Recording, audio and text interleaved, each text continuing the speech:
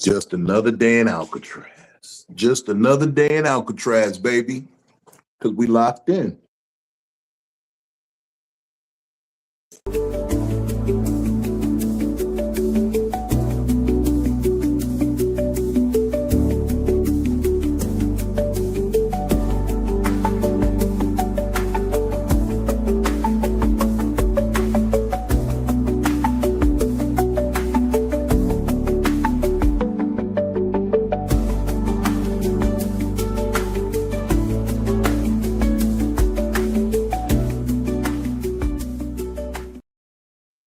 Like my nigga Polo say, hen dog for no reason. Salute. It's my birthday, bitches. Well, it's over now, but you get what I'm talking about. Man, just another day in the bloody office. In the bloody offices. Motherfucking, what up, though? You already know what it is. It's your favorite fat man, Big Vino. We locked in. It's another day. I'm gonna be real with you. It's been a long motherfucking day. And I'm just happy we made it, guys. To be real with you. It's really one of those,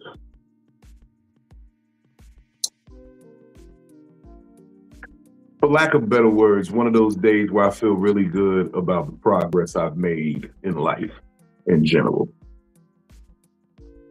As I've grown another year, I've made another lap, run around the sun, as they say. I think about where I was at last year at this time, and I say, you know what? You're doing much better. You're accepting things that you cannot control, and you're changing the things that you can.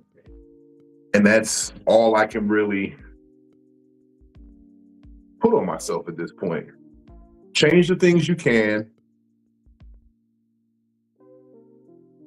Just make do with the things you can. I'm learning how to put things in their proper place and keep ordering my life that way. But enough about me. Welcome to Psycho-Babble. Your favorite fat man, Big Vino. And to the folks who really love me, I love you as well. You know who I am. I know who you are. I see you. I never understood that phrase. Well, I mean, I kind of understood it from Avatar, but now I really get it. I see you. I see you. And for you fuck niggas, I'll leave you in the ICU. It's been a wild weekend. I got to hang out with one of my good friends this weekend. We made things happen that we didn't think we could make happen, but we made it fucking happen anyway. Y'all know her. Y'all love her. Y'all bring her on every day. Y'all be like, say her name like Hank Hill. Well, here she is. DamnItPhilly, what's up? So I made absolutely nothing happen. That was Vino. The only thing I did was made sure that my kids and shit got where they needed to be at. So I definitely appreciate you, but I made nothing happen. You made a lot happen. You made me happy. Seeing your face made me happy. Because sometimes I tell you the truth. I just want to see your face. Yeah. I like seeing your face. And we had a really good time. We had a ball. A time was had, as they say. The time was had. We drank a lot of this shit this weekend. We drank a lot of this shit. And I can't drink no more now. She can't drink no more. So I'm gonna hold up the mission for her. I'm gonna finish the job for her. Yep, I ran out of my bottle. I told you as soon as I got home, I was gonna drink the rest of it. So no more until June 10th. We are people of our word. Now, the only way I am gonna drink again is if I go to my daddy's house and my uncle, not my uncle, but my cousin and my cousin best friend, they said, well, you said that you can't buy you no more liquor, so we gonna buy. Oh, there was that loophole? I didn't know that there was that loophole. I didn't mean to say it like that when I was talking to my cousins, okay? I meant to say I can't drink no more until my birthday, okay? And we not gonna try to find no loopholes or nothing. We just gonna hold and abide to what's there.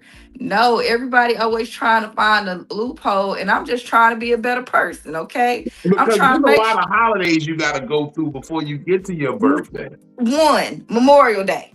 Memorial Day, there's Arbor Day, there's motherfucking Cinco de Mayo, there is May the 4th be with you for all the Star Wars fans. I'm not a Star Wars fan, so I'm cool with that. Cinco de Mayo. I'm staying away from the Mexican restaurants anyways because ICE is probably gonna be there. I know that I don't look Mexican, but I don't put myself in places to be in harm. Look, you look Panamanian. I'm gonna take all of this hair out. I'm gonna go by the time Cinco de Mayo come, I'm gonna be back to my natural hair. Oh, anybody don't know that's a nigga. Yeah. Came out here with an afro on Cinco de Mayo, yes. Absolutely. Kente cloth. Mm-hmm. Wear dashiki. Look, I'm still gonna find a loophole somewhere. I'll be like, well, look, I'm guilt you in the drink. Where we're like, I'm gonna just have to take 2 shots, one for you, one for me. Go, and you're gonna see me get belligerently sloppy drunk, and you're like, just give me one of the damn shots, Vino. No. Nah, I'm not gonna do that to you, friend. See, we had enough liquor this weekend. I seen the pain in your face as you left. Listen. I'm not gonna hold you. I knocked back the rest of that champagne for you after you pulled off. Okay, so I drank a lot of that champagne though. You did. You drank a lot of it. You drank a lot of it. So it's good champagne, right? That champagne. It was some really good champagne. So I drank most of that bottle by myself, I feel like. I was like half of it left when I and then I spilled a little bit of it, but then I poured it in the rest of that orange juice bottle and had it looked like orange juice. The next morning I drank some and I was like, oh yeah, forgot I poured champagne in this. Ooh. It helped me get by. It helped me. That was a pleasant surprise then. Yeah, it helped me get through the next show. I was like, okay, well, I got an early start. Yeah, because juice didn't help me drink none of it. Superfly, Michelle didn't help me drink none of it. And you only had the 1 cup. So I was back there. I was driving. Yes. I was driving, so yeah, it happened. But hold on, we got both people here. Everybody's here. The whole squad is here. Hey. Shout out to my brother, my spiritual consigliere. Look, let me let y'all know. Everybody y'all see on this screen tonight, I saw in person this weekend. So the love is real. Because we're going to get to some of this conversation in a second. But shout out my brother, him and his wife or his fiance, Miss DJ Just Brooklyn pulled up on me. And I am happy to say, man, I fuck with this nigga the long way. Give it up for my brother, Benny Blanco. Benny, y'all. Sprinkle. Hey. Time of comfort and joy to everybody out there in Psycho-Babylonia. And Brooklyn said, what up from the Peanut Gallery? Yeah, we was in B-More on Wednesday. I was in my laugh mode, but also in security mode. You know what I'm saying?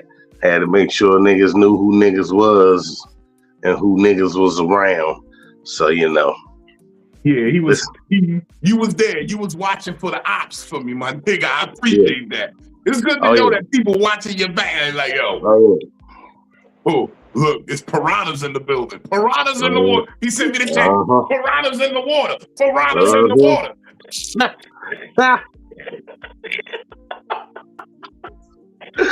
Oh, shit. Is it freshwater or saltwater piranhas? Salty. The bitch is salty as hell. She's salty. Straight out of Chesapeake Bay.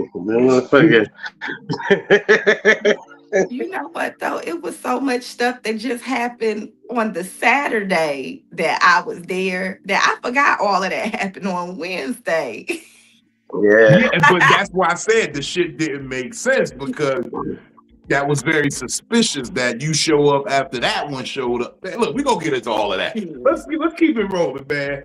Shout out straight out of DC, pulling up on the nigga. On both, she pulled up in Baltimore and New York and Philly. She rode with us. She rode it down like a true trooper. Give it up for Miss Juicy. Juicy ain't been asleep in 48 hours. She ain't. Asleep. She did because when I woke up in Philly, she was still up looking at the fucking laptop. She was watching House or some shit. I was like, bitch, you ain't been to sleep yet. She's like, I was watching House. He had just saved the baby. He found out the appendix was about to burst. I was like, shit. Shit real. What up, Juice? Hey, how y'all? Hey, boo. No, it was funny because that's what Juice said yesterday when they dropped me off at the airport. She said, well, I guess I'll see you tomorrow. And I was like, what? She said, yeah, on the podcast. And I was like, oh, yeah. Yeah, you do that, too. Like, you coming in there? That's the type of week y'all had where it's like, damn, we do still got more shit to do, don't we? Yeah. Okay. Man, we fit so much in such a little time. We fit so much in such a little time. It's crazy. Like it really is crazy how much we fit into a small period of time. So yeah, your turnaround was real quick, but we made it happen. We did. Look. First of all, shout out to Philadelphia and the brotherly love we got out there. Of course, you know the good brother pulled up on us extra fly. I see why they call him Superfly. Your jacket was real fly that night, my nigga. Give it up for Superfly. No wings, y'all. Yeah, it was. 5 years in the making, now we made it. Patience. With patience comes great things. You feel me? Yes, sir. That boy stepped out looking like tell Smitty Mo and Junebug we back. Yo, so that night, like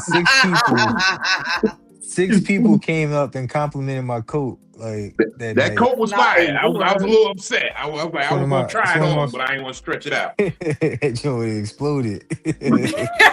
That exploded is insane.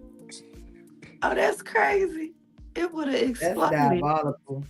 Exploded. And you know what, Juice? That is what I'm gonna tell. We didn't even play our game every time you said diabolical. I ain't have it in me. I ain't have enough weed on me. I did it. I had enough weed on me. You think? I was No, I did. You realize we didn't stop. Me and real talk, Juice was probably the only one in with me on every blunt I lit this weekend. Because Phil, you tapped out for a hot second. I only tapped out at the end of each one. I started and then I'd be like, nah, I'm good. I'm not trying to be one of the cool kids. I don't want to make it all the way to the end. I want to make it to where I'm, Did y'all get to catch up with Soup? Did y'all get to catch up with Soup while y'all was up there? Yeah. Yeah, Soup. Yeah, for sure. Oh, I ain't even get to tell you that part of the story, but I've been talking to Benny on the whole ride home. I ain't even get to that part. That's why I was trying to tell you when the nigga almost got knocked out. He ain't know he almost got fucked up by like 10 different people in the room. Oh, Soup was there when that shit happened with that part. Soup was there when the shit went down. He was all there. They all was here. Everybody was there when the shit went down. Okay. And I ain't even really like I seen who main man was, just said what he had on or whatnot. But like I did a little homework afterwards and I did the homework like, yeah, it would have turned out real bad for him. I ain't gonna lie. Look, I said that when I found out. Me, Philly, and Juice was in Times Square when I got the phone call for the heads up. I told you, the nigga hit me like the Biggie song. Nah, not my nigga Fame up in Prospect. Nah, them my niggas. Nah, love what did that. He's like, no, I didn't say him. I'm talking about a raccoon you knew from back when you was clocking minor figures. They put me on the game. And Philly walked up and she saw the excitement in my eyes as I was talking to the nigga. Like, I gotta work on my poker face. Because when I be ready to beat, okay, so no, that's not what got me. One, I called you. You said when y'all get back to the car, I got a lot to tell y'all. Like, and I could hear the excitement in your voice about that. But then I get into the car and I hear the nigga voice on the phone, and all I said, "Damn, stop spitting on all us. Don't nobody want all this spit." And you was like, "No, I want all this spit. I want all that. Let him spit. let him talk with his wet ass mouth." Oh, shout out to the whole. For sure. Pause on that way. Yeah, I was waiting on him to pause. Let me put the conversation in so we could get the conversation That's why started. he hurt himself. That's why he hurt himself afterwards, because he ain't paused himself after saying that crazy shit. Pause. Let him keep talking with his wet ass mouth. Pause. Was crazy. Top tier, bro. Pause. It was. That was a pausable. That one I know was a pausable moment. Okay, look. Shout out to the nigga. He's sitting right here next to me. We're gonna bring him up on his own camera. Motherfucker. Look, we had to chop it up because it wouldn't be 420 if I ain't run up on one of my dogs and light a big split. You could have my nigga. Oh Lord. The dog. A different section of the room and shit. Hey, happy 420. Happy 420. Happy 420. Polo got his R&B nigga glasses on tonight. Holiday. Y'all ain't know this nigga really is an R&B nigga though. He let me hear the track. I see he got every time you say his name, I just be in my mind. I'd be like 1, 2, 3, 4. Yeah, Polo the Don. I can hear your heart.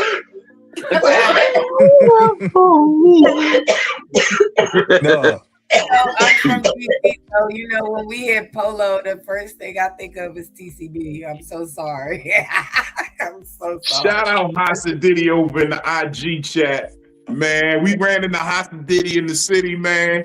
We got to chop it up with him up in Harlem. Look, we did everything this weekend, and that's why I say, to be honest, I'm very shocked at myself. Because usually I look for reasons to act up, especially on, the whole saying, "It's my party, I can cry if I want to." I'm the type of nigga, it's my party. We can stomp a nigga out if I want to, run some red lights if I want to, get as drunk as we want to. I ain't gonna lie. Hey, Benny, you ever drove with that nigga before? What's wrong with it? Yes, I have. Plenty of times. Yeah. I was like, hey, Vino, you moving this shit like Mario Kart, bro. He tells me, yeah, because it is. Look, he the only nigga that I allow to let me speed when we riding together. Like, when we into New Orleans, he was like, I need you to pick it up to, and nigga, we doing like 110. I'm like, nigga, I don't drive like this no more. But because of you, I'll do it. Yeah, you got to say your prayers, strap in. That nigga drive like Bowser. Say your prayer, Alhamdulillah, Bismillah, grab your old shit bar, and click that seatbelt, and just ride. But he a good driver. He ain't driving slow. I'm not we alive and talking about it. He ain't driving slow. That's some motherfucking sure. I had 10 heart attacks, 2 strokes. It was Brooklyn said she had 10. She said she had 10 heart attacks and 2 strokes riding in the back seat with us when we went to New Orleans. Y'all thought I was asleep the whole time. I was dying. She was in cardiac arrest.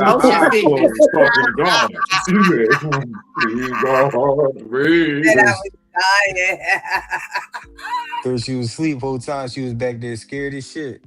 Right. But no, and Sue, you got the I don't know whether to call it the disadvantage but I usually drive a truck, so I take that a little slower because you can't be swinging that bitch because you'll flip it a roll. So I'm in a smaller car. That's why I was swinging it like Mario Kart because I know this nigga was motherfucking. I know he was Brian O'Connor, Dominic Toretto, and your ass. He in that little city. Hell yeah. Listen, Y'all he in that going on little the track and putt-putt. trailers and shit. I ain't know that. Listen, bro, I heard the music playing like we was in Brazil and shit. Like we was, you know what Oh, I'm my saying? D-Beta. That do be Yes, playing in yes, my head when I be driving. Oh, my D-Beta. What did they say? This is Brazil. This is Brazil. No, Motherfuckers you moving definitely that do little drive motherfucker. You see different. my nigga in the It may shades be over because my here? mama This was is in the car. Brazil. Maybe You you see did my that nigga because in my the mama RV was in the car. glasses? You was driving a lot safer. That's crazy. You look like a favela boss right now, Polo. When you get in the car, you be like, you know what? I'm content with how my life was going. So if this is it, I did all right. I did pretty good. Right I with did pretty them. good. I did Yeah, all you know right. I ain't do a horrible job. Polo wants to Yeah, know I ain't about do bad. alien You know, energy, y'all. So my this son is what I got to my say about son could alien Google my energy. Big name alien and see energy. that I was an entertainer and I did some movies. My son's gonna be like, you know, my dad was trying. He was almost there. You know? He was right at the gate. He ain't go through the door though.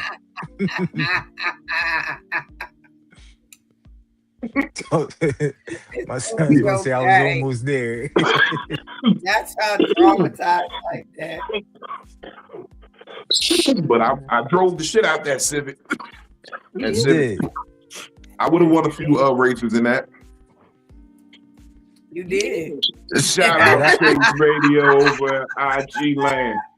Hey, y'all on IG, Did if he y'all have want to his come hand? on over to YouTube, Big Vino Comedy on YouTube, we can see everybody's comments over there, and I can put them up on the screen. But Did he have his hand resting on the gear shift like it was a stick? No, the nigga had Like his palm was sitting on the jump?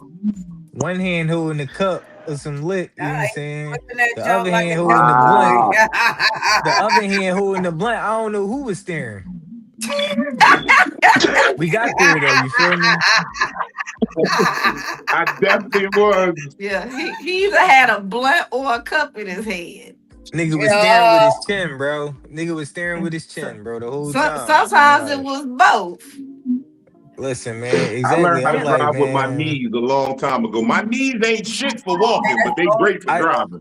I do. Listen, bro, being tall, that's second to nature when you tall and driving, bro. After you hit the 6 foot club, you driving with your knees. I turned any car to a Tesla.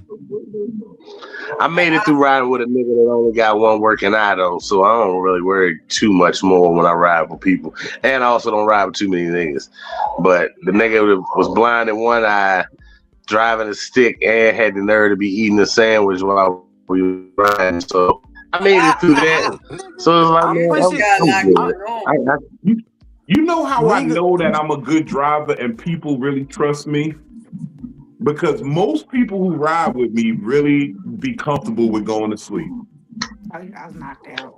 Like, I know for a fact like how it is with people. Like, I study people. So I know that some people will not go to sleep with in the car if they not, you know, well, of course they can't do it while they're driving, but they won't go to sleep in the car if someone else is driving.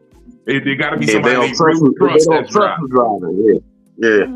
I will say that if I really felt you was terrible at that shit, I'd have never dozed off. We done took plenty of trips, New York and all that other shit, and yeah, I fell asleep. So I definitely for sure could say that one. If I ain't trust you driving, then I've been wide awake with you, like, yo, you good? You need a coffee? You ready to switch out? What you want to do? So yeah, nah, you rock with me. Everybody that fell asleep in the ride with me, and that's why I feel like I'ma just say this. I'd be a better friend than some people deserve. Because I'm gonna talk a little bit about what's been going through my mind lately. So, you know, this past birthday, and first of all, let me start by saying to everyone who did wish me happy birthday, thank you very much. Don't take it as that I didn't appreciate anything if you didn't hear back from me, but it's still parts of me that I'm working on. I'm an asshole when it comes to certain things. It's just that I believe in this level of friendship, respect, whatever you want to call it. So on birthdays, special holidays, and I've said this plenty of times before, people who know me know I don't really like text messages when it comes to holidays. If it's my birthday, it takes 3 seconds to pick up the phone and say, hey, yo, I'm real busy at the office, man, but I remembered it was your birthday. I just wanted to say happy birthday, bro. Or happy birthday, cuz, or happy birthday, whoever. Yo, you know what I mean? I got to get back to work, but I'm going to call. Hit me later. Let me know where you at. Maybe I can slide through, whatever. But happy birthday. 30 seconds, that call takes. I really don't. I understand in this business that I'm in of entertainment, you get not so many, like some people just hit you with the text because you ain't that close with them. But if you my close friend, you know this about me, because if you're my friend, that means there's things about me that you know. That would be amongst one of them. I had family members. My cousin did that. She texted, she was like, oh shit, I forgot he don't like that. Hey, cuz, I know I just text that, but happy birthday, I almost fucked up. Look, you know I love you, I'm sorry. And it was just that simple. We talked for 15 seconds on my birthday. People who text me on my birthday and claim to be my friend, you already should know how I should carry it. Well, not how I should carry, how I am carrying. I feel like you don't really love me like that. You don't take that much kindness and courtesy to know that you would do something that I absolutely detest on the day of my birthday. Like, how could a friend do that? And usually in past years, I got real shitty about that type of thing. Like, if you text me happy birthday, you probably won't hear back from me for 2 months. That's how I used to carry it. You text me happy birthday and you call yourself close and trying to, like, you my peoples, you won't hear back from me for a long time. And that was a shitty part of me. It was a part of me that was real petty, that I like, even though I enjoyed my petty, I had to work on that because it was becoming spiteful. So I'm like, I understand. I'm in a business now where people ain't gonna call you, they're just gonna text you. Cool. So now, instead of not answering, I'll just give you an emoji. Hey, right on. You know, Black Power Fist or the thank you hand or the 100 emoji. You ain't gonna get no words back. For real, for real. No, I mean, it's still petty, but at least I'm responding. I'm not just spitefully, doing the silent treatment. You know what I'm saying? Because it's a fucked up thing. But my thing is this. You claim like you know me. You claim like you like me. Like I said, it takes 30 seconds to pick up the phone and say, yo, happy birthday, yo. Like, I got other shit I'm doing today, but I just want to take a minute. That means more to me because you said even if you said I'm working on, yo, you really stopped your day to just call and say that, man, I appreciate that. You hold a different place in my heart now. You moved up a level. So in saying that, I'm saying that I feel better about not carrying it as spitefully as I used to. But I'm still spiteful about it. Not as spiteful, but still kind of spiteful. Still, got my shit with me. Yeah, still got my shit with me, but I feel better that it's not as like, because some people, and I'm learning this as I watch people, motherfuckers will burning the bridge. They'll burn the bridge while they standing on it. Like, you halfway between two destinations and you'll burn the bridge down. You in the middle of the choppiest part of the water and you burning the bridge. Why you start the fire from the middle of the bridge? You ain't make it to either side yet? So I'm not that nigga. But I also realized that, and this came along in this last birthday, for real. I'm a better person because I got put in a lot of situations this weekend that I don't even want to say. Vino 10 years ago would be in jail. I'd be calling one of y'all for bail. Or I'd be saying, hey, yo, the money is over here. Can you go get that for me and come get me out of here, please? Because I got put in the situations this weekend where I might have lost my freedom.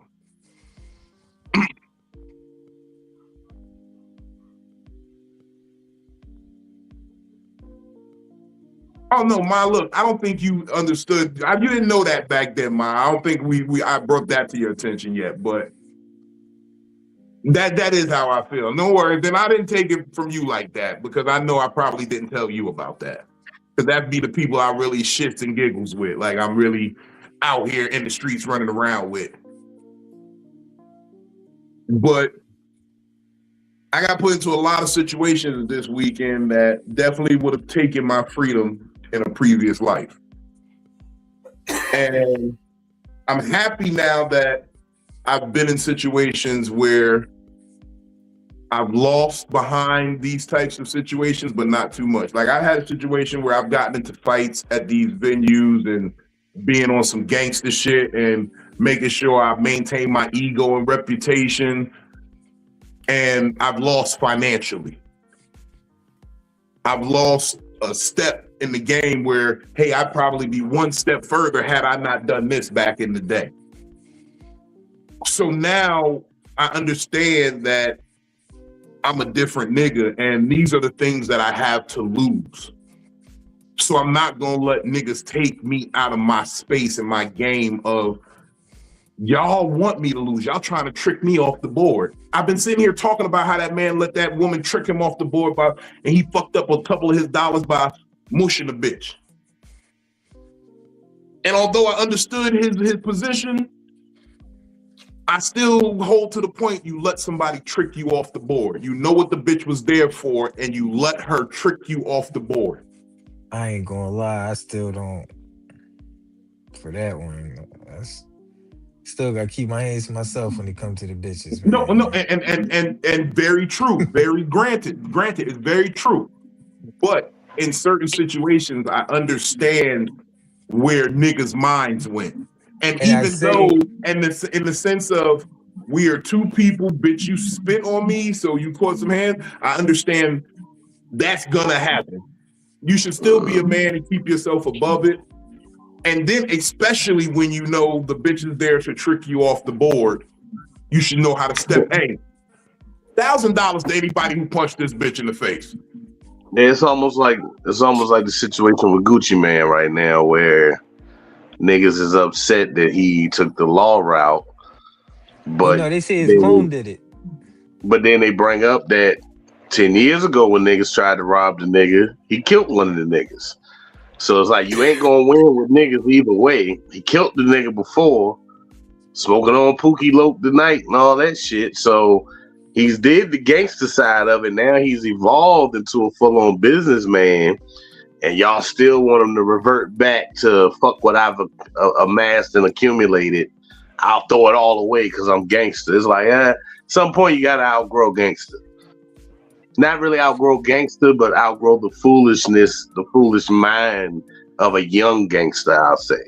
Yeah, no, because gangster is, I can still have it done legally, and still, if I want to make a move and get nigga touched, I know exactly where he gonna be because he gonna get himself locked up. Mm-hmm. Niggas don't think like that no more. Hey, look, that's the law's business. I step back and let the law handle it. You let the law handle it, and then you wait for a second. Let the law do what they. No, I'm just happy we got justice. You got to put on your good white book. I'm just happy we were happy to get justice in this situation, and now I can get retribution. People lose the definitions of justice and then retribution. Because that's what it be. That's what the full package of revenge is. Justice and then retribution. I'm not here just trying to get retribution because at the end of the day, the justice wasn't done. And I'm not here to just get justice because I didn't get my get back yet. I need some retribution. But I'm smart enough and gangster enough to think about it and say, hey, how do I get both?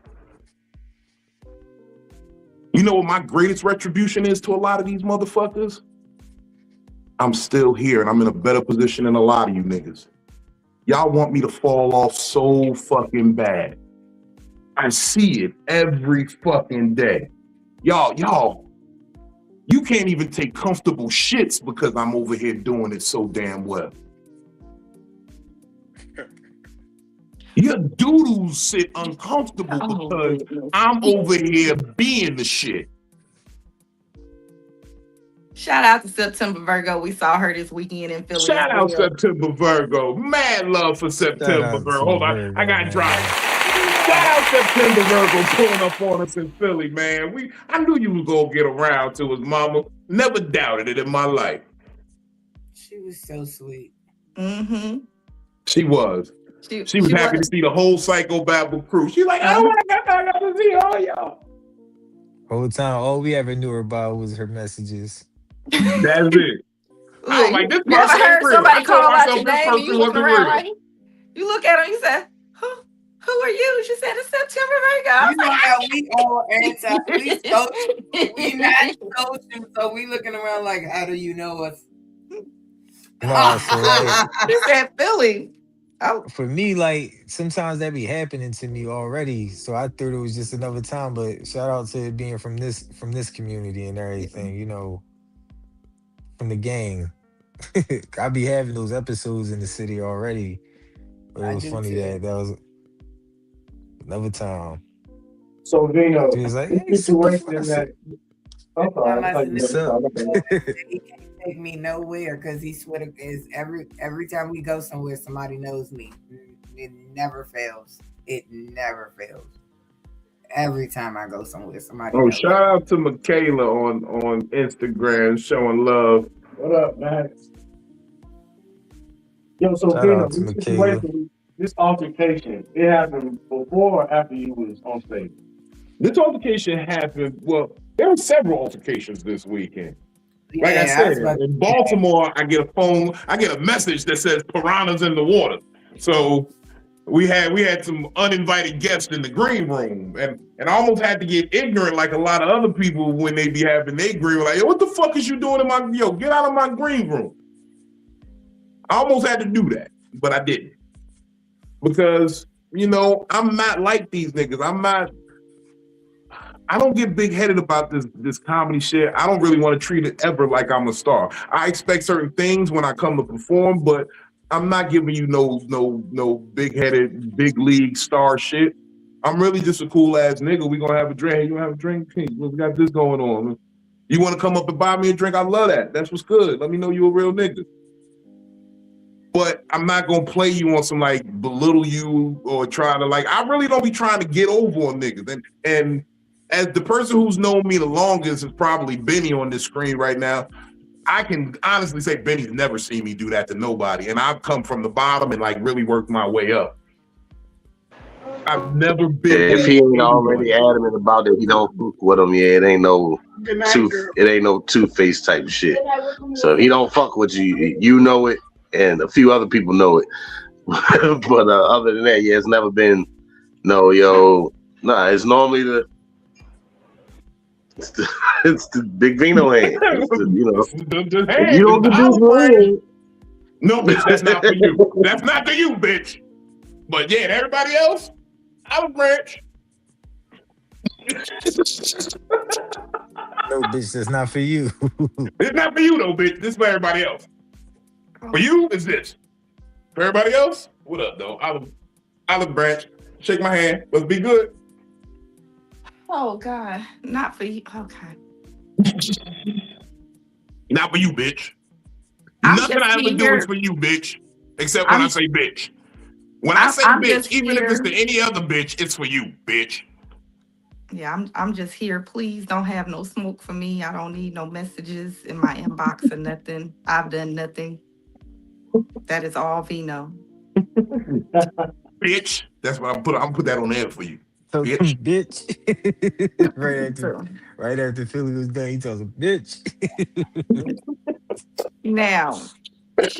But yeah, Polo. That was all These Vino, altercations, they always happen before I go on stage. So what I've started to realize is that I'm a different breed of animal on stage. A lot of people gotta get themselves ready to get on stage because what I do on stage is not really an act. Like, yeah, these are jokes that I write out and I, make sure they're good. This isn't an act. This is who I am. So I don't gotta get ready. I am ready. I'm giving you who I am, the deepest parts of me, the most candid thoughts, the stupid shit that you might cringe at, you might not fuck with it. So it's no God. I could walk in off the street. A nigga said to me at the show Saturday, he's like, yo, you ready to go? You getting on? Nigga, yeah, I'm ready. I'm in the building, right? If I wasn't ready to go on, I wouldn't be in the fucking building. I would still be sitting in the car like half these other niggas going over their lines again. You're psyching yourself, you're funny. They're gonna laugh this time. They're gonna laugh this time. You got this, man. You got this, man. You got this, bro. That's how the other niggas do. I walk in the building, I got a cup in my hand, I'm smoking a blunt, I'm sitting here chilling, laughing, chopping it up with my folks. Hold on, I gotta go. And people who know me and have been in the green room with me, I'm gonna tell you, this is what I do before I leave the green room to go on stage. I'm like, yo, hold on real quick, I gotta go do a thing. And basically it's just an extension of the conversation that was going on in the green room goes out on stage now. I fucked Jason Banks' head up with that shit. The couple nights I got the host for him. I come in like 10 minutes before showtime. He's like, you don't need to get yourself prepared, warm up. Nah, nigga, I'm good. I said, nigga, I'm running late. I just put the blunt out. So let's go. It's time to work. This the fun part. I'm always ready for the fun part. It's time to get on stage. The rest of life is but nigga, the fun part. This is the easy shit. Exactly. It's that nigga that run 3 seconds in the 100-yard dash. He like, nigga, I get to do what today? We running? Oh yeah, let's go. No, I ain't got to stretch, nigga. I've been waiting to do this. I've been itching for this. And yes, I know ain't nobody that fucking fast to run 3 seconds in a 100-yard dash. It's normally a 440 and up. Brother. I caught the analogy. It was a brilliant analogy. The nigga who's really good at something gets a chance to do 3 seconds in a 100-meter dash. Who mom was fucking the cheetah?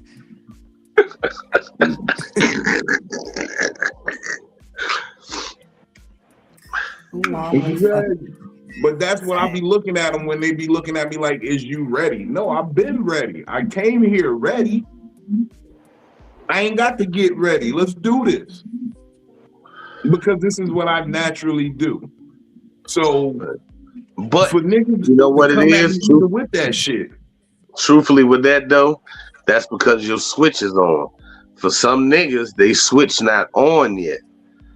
To where it's like, yo, this is, all right, I got it now. There is no more nervousness about, are they gonna get it? Are they gonna understand me? Is this really funny? You know, you are you now. Once you click the I'm me switch on, you might get the little butterflies. I still get, if it's a big show, I get a little twinkle. But it ain't no, oh my God, I'm not prepared. It's a, oh shit, this is a bigger group tonight. Let's get it. I gotta really knock them dead. But once you click that, this is me. I'm naturally me, and this is how. Yeah, none of that shit is worrisome anymore. Where you see niggas walking back and forth, going over their shit, and the people even with years in that do that, they really ain't truly being themselves yet on stage. They're still hiding shit on stage from their real job. They don't want their real family to know what, so there's certain shit they won't say because, man, I still gotta go to work tomorrow morning, or I still gotta do this, and I don't want these people to judge me off my hobby, and it ain't no fucking hobby, it's life. So, yeah. That's what exactly. It's not a hobby for me. This is my job. This is how I feed myself now. I gave up a very lucrative crack cocaine business to do this. And not hustling, a business. I gave up a very lucrative crack cocaine venture to do this. The crack cocaine enterprise, right? Yes. I was a cocaine venture capitalist, and I was breaking in 6 figures. And I gave it up to do this, to be near white boys telling dick jokes. It was a Fortune 500 kilos. Yeah. What did he say? The memo went out. We hear cracks for you. A Saturday, let it be known that our CEO Vino Baker is stepping down to pursue other ventures. He's stepping down. To trade it in to be with a bunch of white guys doing dick jokes is crazy though. Right. But that's what it be. Like the first couple years of comedy, that's all you is. You in a bar with some white boys, they drinking PBRs, and you sitting there listening to them tell dick jokes and gay shit, and they all playing with Big gay, like jokes and floating out the idea that they might have been abused sexually, gay wise. dick jokes, circle jerks. I fucked my grandma, my mom. I told daddy don't do this and all that. Oh my God, just my girl stayed putting her fingers in my ass, like or doing the 60% or doing this 60% freaky set. No, bro. Yeah, but the thing is, it don't even come off freaky. They come off weird. It's weird, bro. It's not even. It don't freaky. come off like this is my kink. It come off like I have no other way to let the world know that this Not is what's the going 60, on with me. Not the 60% though. Yeah. This ain't my kink. This is me saying it in a manner that I get it off my chest, and I'm not fully judged by it. But yes, you are being judged. You are. For sure. Very much so. All I want to say when they done is just show me on the teddy bear where he touched you. Did they ever catch that man? Yeah, I don't think they did. He's out here motherfucking running comedy rooms in Virginia Beach. I read that joke on my uncle. He ain't like that shit. He was talking about how old he was when he lost his virginity. I said, yeah, they ever catch him? He said, man, what the fuck? I'm a risky nigga. I'm doing jokes like that on old black niggas. That's a risky one. Yeah, old black niggas don't usually play that game. Who the fuck? Yo, I almost got into a fight. Shout out. So after we did the show Saturday, motherfucker, we went to go see big dogs. We went to go see Bill Bellamy's nephew, Tommy, Donnell Rollins, Michael Collier, Ray, like big packed show. Big ass theater, seats 1,100. These motherfuckers doing 2 shows, so we went over there and caught the second show. And, we got to slide up in the spot, and caught a brilliant show. Mm-hmm. I get into it with an old nigga when I went to the bathroom. So I walk into the bathroom with my man Clive. He was there with us too. So I walk into the bathroom, and somebody's in the bathroom at this theater, at a comedy show at the theater, taking the illest shit. They in the bathroom. Yo, bro, they was in there for a while. Yes, I they went in were. there and took a piss, and they was still booming that joint up, bro. Yes, the motherfucker was in there going crazy taking a shit. So as soon as I walk in the door, I'm still lit from the first show, and I'm kind of soft. So I walk in, I'm like, damn, somebody in here blowing this bitch up.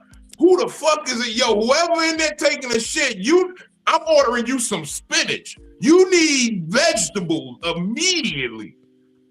So he niggas in the bathroom taking a piss start laughing. They I'm like, nah, man, there's something wrong with that man. Check him. Make sure he's still with us. I'm going That sound like the evacuation you have of your body after you die. Make sure that nigga's alive. So, motherfucker, the nigga, I start taking a piss, and the nigga's gonna do a courtesy flush. Wow. I'm like, nigga, you should have did that 40 minutes ago.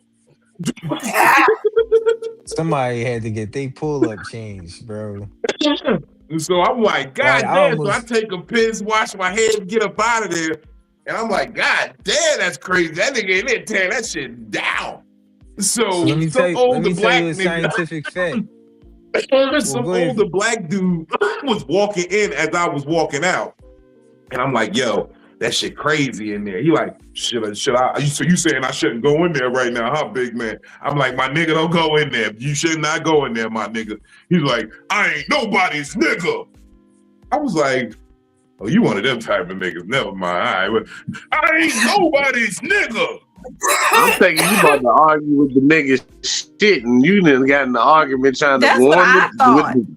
Listen, man, you gotta understand, bro. It's a whole lot of still living civil rights activists up here, bro. Yo, look. Or children of them, and they be on that.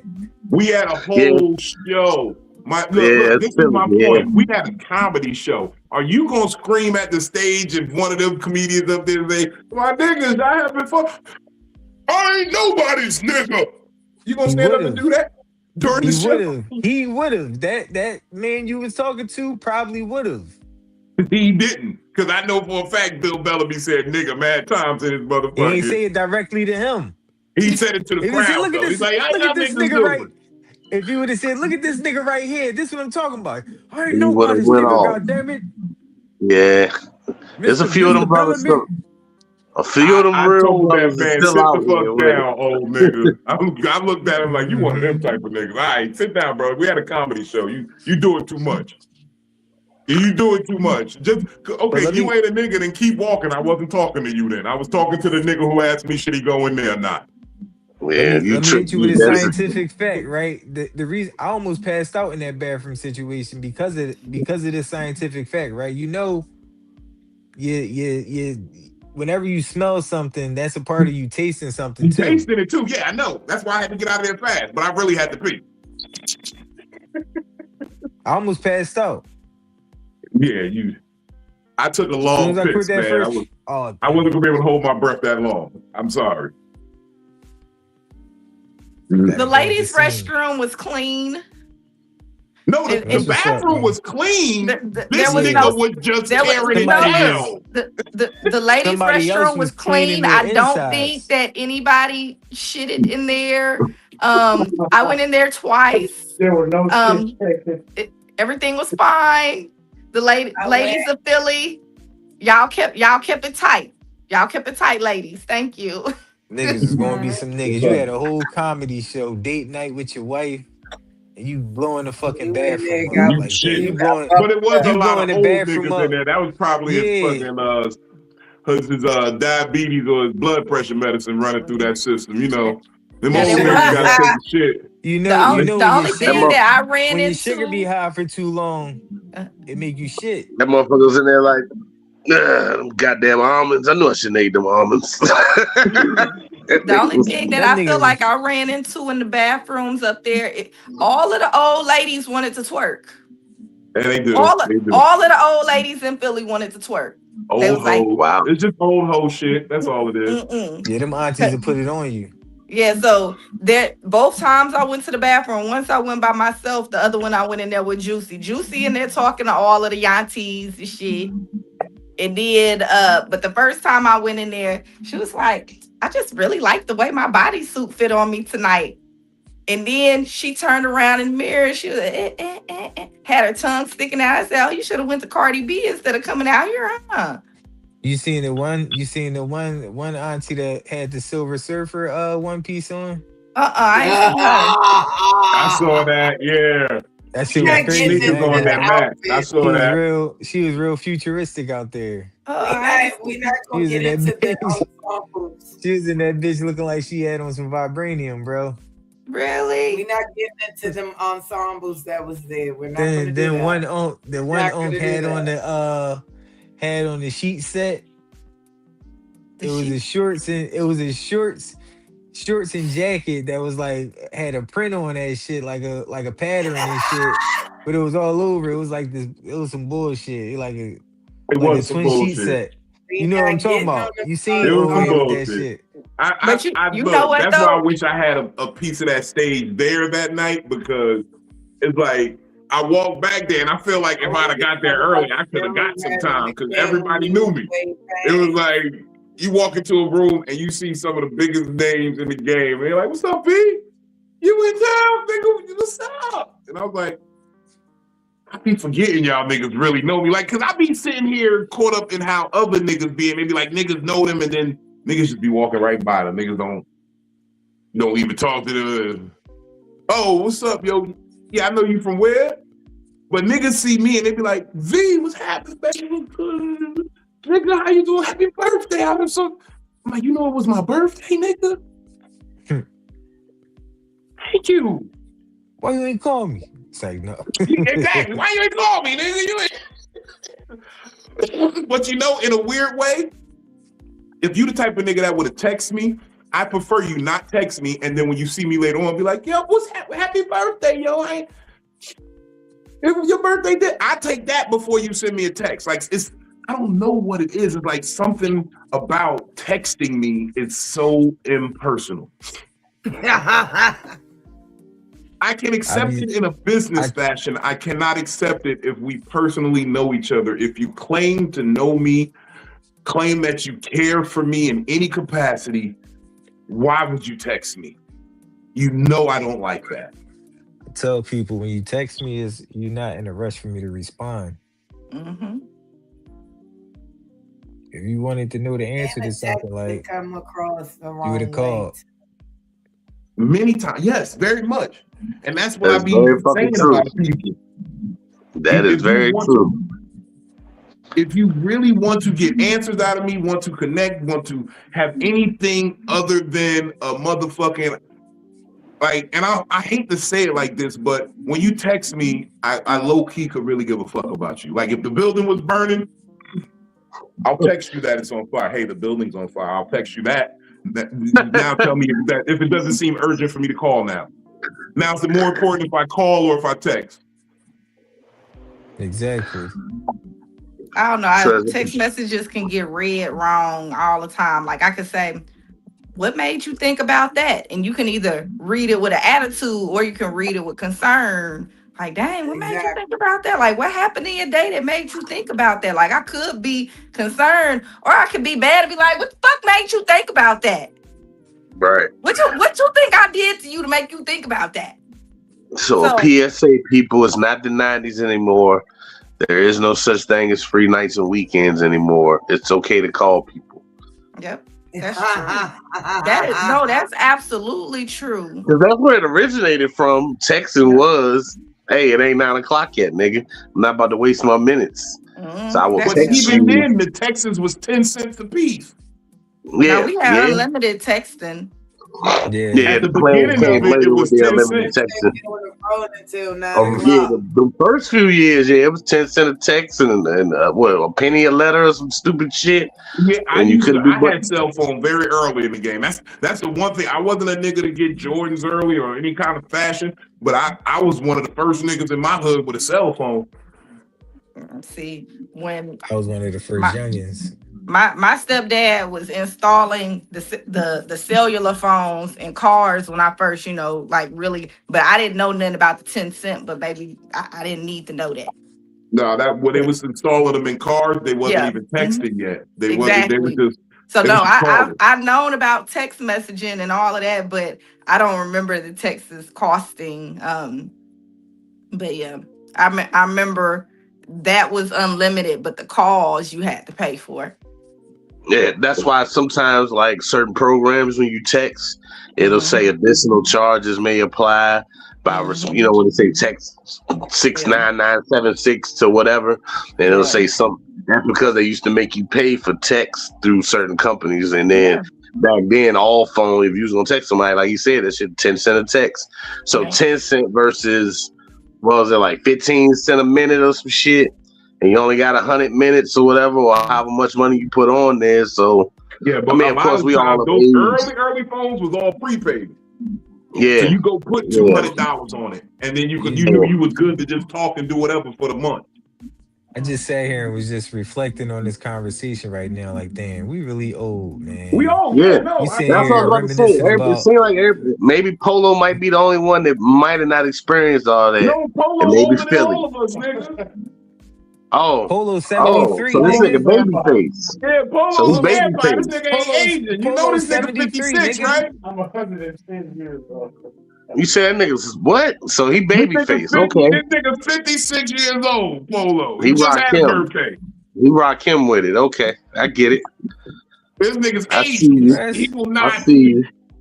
Can I ask something real quick? Go ahead.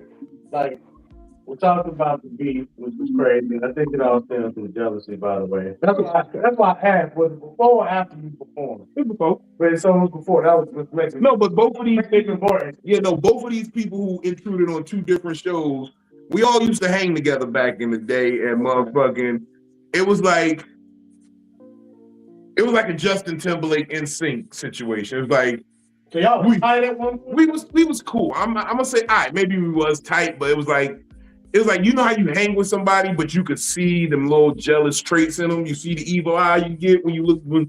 So it was like, hey, niggas was looking like He Justin Timberlake. He'll lead a group. We gotta try to beat him down in a submission. We gotta kill his ego, kill his confidence, so that he don't feel like he's good enough to do it without us. And it was like, I always knew I could do it without y'all. I'm just so inclusive that I'm willing to take niggas along with me. And I feel like that's what people don't get. I know I can do it without you. I know I can do it without you. Like, this is gonna get done without you. With or without you, this shit's gonna get done. But so you don't think it's like, okay, I had a homeboy tell me once when I knew him as a teenager, and when we became grown as men, we was at the club, you getting drunk. He was like, hey, man, I got some shit to tell you. I'm like, what? He said, this whole time I've been in competition with you. Like, you have been my secret competition in my mind. Yeah. This whole time. That happens with a lot of people, bro. Right? And so maybe there's like a respect that's there, but they also look at you as a threat, apparently. Now, granted, while I am cool with the competition and the competitive nature of things, like, hey, I'm pushing you to be better, you could be better. Like, you know, that Rocky and Apollo Creed type competitive. Like, all right, we're gonna settle and see who really would have won. Ding, ding, nigga. You know, we're gonna square up in the ring and we're gonna spar, we're gonna verbally joust. Like, Benny and me, we go back and forth like, nigga, all right, do your thing. Oh, you tried to step on my throat today. Oh, let me step my shit up. We do that all the time. That's nothing. But the real long and short of it is, I would never compete publicly against Benny like that. Benny would never publicly compete against me and be like trying to be like, we would always support each other. And at the end of the day, there are people who tried to put division in the circles that I have and be like, I'm gonna put you in position and see how Dino reacts when he feels like he's been slighted. But the thing is, you can never slight me if somebody on the team is winning. If you put Benny on so that to say, haha, I didn't give it to you, I gave it to your man. Now I'll be like, great. Okay, Benny scored. That's what's up. I don't give a fuck who scored and who assists. We all won at this point. I'll never be upset to see my niggas eating. I will never, ever, ever, because I know that when times was hard, I fed my niggas, and if times ever get hard, my real niggas will help feed me. I know that. That's how I move. Because at the end of the day, no matter what I did in these streets, you know, to get by, and, you know, I had to do some shit, yeah. But I never did it to my people. And anybody I did anything foul to, they kind of really had it coming. And it wasn't like it was just something that was just to come back from. I'll fist fight with a nigga first before I have to go there with him. But also, I'm willing to talk about it before I even put my hands on you. So that's why I'm like, at the end of the day, these motherfuckers specifically, I know how they think because they're both playing the same moves. Your play is to get me to act up publicly. Mm-hmm. You want me to get out of pocket, right? Start screaming and cursing in a place where I'm supposed to be working. Look at him. So Polo, so to like what you saying, here the thing. So the beef that I got to witness for myself, this was something, the way that it happened in my head was let Vino know at the beginning of the day so he can fester on that shit. Right. And get, you know, and then when it really came down to anything, I didn't see the part because we weren't inside of the building yet. So I didn't see what was actually said to Vino or around Vino. What I did witness was a nigga that was hovering around. He was kind of like one of them iBots that clean. He was like a vacuum. He just walking back and forth, cleaning up the mess. That's what it looked like. That nigga better be glad I wasn't fucking there. Yeah. So he was doing a whole lot of like fast y'all walking. Wouldn't have seen me for the rest of the night. I'd have hit that nigga and came on back to Georgia where I live. I'd have hit that nigga and came right on back to Georgia. Hey Benny. So when Vino said that he had an issue in my city, right? I told him one thing. I said, look, man, and since I picked up my weight, bro, I've been waiting to put my hands back on somebody. But then when we got in the car, right? When we got in the car, Buki Butt confirmed it. She said, "Yeah." I said, "What I've been waiting to do since I got husky again? Been waiting to punch on somebody." Well, yeah, the It was Doublemint twins with you too. Come on, man. Damn, no, y'all had a ball. I only had one with me, man. Y'all had a I kind ball of out the weekend. My bread ain't that long right now. I wish I'd have known. I'd have figured out something. I jumped in somebody's trunk space. No, I almost That started to call you when I got the word that I was gonna have special visitors at the show, but I was like, nah, he don't want to hear that because he gonna either be mad that he can't make it here in time, or or you he gonna gonna find get a way. worried, and then it's gonna be Vino Jr. on the other side, and he gonna be he gonna be worried that I'm out here doing not that I'm not even safe, that I'm doing something dumb. yeah. Because that's I'd the probably first have to thing go. I said to Vino. Like when I was at the airport when I finally landed in Orlando, I was like, "You ain't told Benny about any of this shit yet?" He's like, "Nah, I ain't even called him yet. I ain't even get to talk to him. You ain't told Hell Benny." yeah. No, As because soon as you say that I know nigga how name Benny on the is. phone, I'm like, yo, ain't that such and such? You got the show stopped from saying the wild shit here, and Kira called. And he was like, yeah. I'm like, oh, okay, yeah. Yeah, but But that's see, why I'm Ben, like, because I know Benny is like me. If there's a situation going down and he ain't in position to help or do nothing about it, he's just gonna sit there and worry, and it's gonna fuck with him. Because Yeah, that's how I be. If I can't do like that, like people don't understand. They be always worried about what your biggest fear is. You know what my biggest fear is? Being not being helpless. able to act. Yeah, Yes, being helpless. Can't do nothing. I can't help a nigga. I can't do nothing. I hate when I see people like fucked up and I can't do Can't do it nothing now. about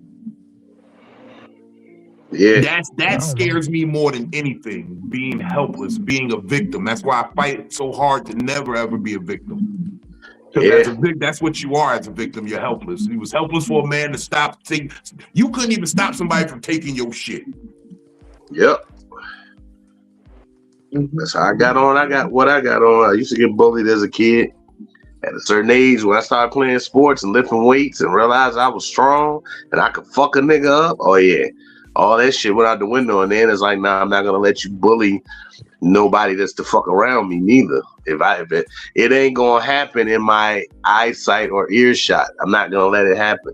So I couldn't have been right beside Vino and hear this nigga say, "What's up now, bitch nigga?" Oh, I'd have been standing behind him already. That's how my brother was. Bro was like, what's going on? What's your face looking like that for? Yeah, let me say, I ain't gonna lie. I'm out your view. I'm out I your would have thought view. the nigga was playing at I'm on the first. side or behind you. No, that's why I had to tell my bro. Because like I said, I never gave nobody a heads up any of this shit was even. So when my bro seen, I'm like, yo, if this nigga say another word to me, yo, take his head off. And I'm not playing. I'm dead ass serious. And then I walked out. He asked me, what would you say? I said, I just told him to fuck you up if you say another fucking word to me. and I saw no more words. I didn't see any words get spoken that night. Oh, you told him that? I told the nigga that to his face. I said, I told that man right there to fuck you up if you say another fucking word to me. Oh, that's what I'm I talking got about. business to take care of. That's what I'm talking about. Oh, because then I'd have been staring at that nigga all night. That's what my brother did too. Bro was on him. Bro was sitting behind, and the crazy part was bro was sitting behind him that night before I even got there. So bro was sitting there just chilling. He was thinking, he's like, waiting for my brother. My nigga about to tear this shit up. Y'all ain't seen my brother before. Y'all thinking these niggas funny. Wait till my brother walk in. Like he on that type of energy. Fuck the show. Then when he see my face turn up, he like, hold on, what the fuck is going on? I want the oxygen coming out your breath to even sound like Vino. And I'm gonna rock your ass. I'd have stared at that nigga the rest of the night. I wouldn't have blinked. I might have got 7 more blinks in the rest of the night. I ain't drinking shit. I ain't smoking nothing else. I'm watching this nigga. No, this how gangster it was. After I got off stage, I went back to the back of the room with my brother. I gave the nigga a look like that's how you do a stage, nigga. And then I went and sat with my brother and we had some drinks back there. And we just sitting there. I'm drinking my yak and I'm sitting there like, I'm still half, ignorant. So I'm just sitting there. I'm like, I should just hook off on this nigga, take him off his seat right now. And motherfucker, I didn't. So I was getting mad and I was gassing myself up to do it because I was really about to do it. So I was like, let me just go outside. So I went out into the lobby and set up the merch and got to working. Yeah. I said, look, I'm here working, nigga. Remember, you working. Yeah, basically. Nigga, that nigga wouldn't have been able to cough wrong around me. Yeah. So the last time I saw you, Cause that shit ain't cool, man. You wasted fucking gas. I was in there looking mean too. To come. When Philly realized who was in there, she was like, yeah. Cause even in the elevator in Baltimore, when I saw the joint, I'm like, in Brooklyn, like, you look mad familiar. Do I know you? And I'm just sitting there like, yeah, you know her. And she like, and then she said her name, and I was like, yeah. And she was like, yeah. And I was like, yeah, her hair was a little longer. I said, it's shorter now. And she was like, well, hey, you know, Brooklyn ain't paying no mind. And I gave her that look, you know, the couples do. I gave her that, I got to tell you something when we alone, when we ain't around people no more. Cause I'm like, and as she walking off the elevator, I was spelling her last name and hitting send. I pulled my phone out in the elevator like, let me let this nigga know this motherfucker here. I don't play that type shit because now I don't know who you here with and what type time they on. So I need you aware. I need the whole team to be aware and know what the fuck going on. Cause I will come on home to Georgia in a second. I'm gonna hurt you and come back to Georgia. Go to Georgia and just get up on. I live on MLK. I live on MLK in Georgia, right off 85. Where the doctor houses and shit is at. Don't look so confused, Polo. I'm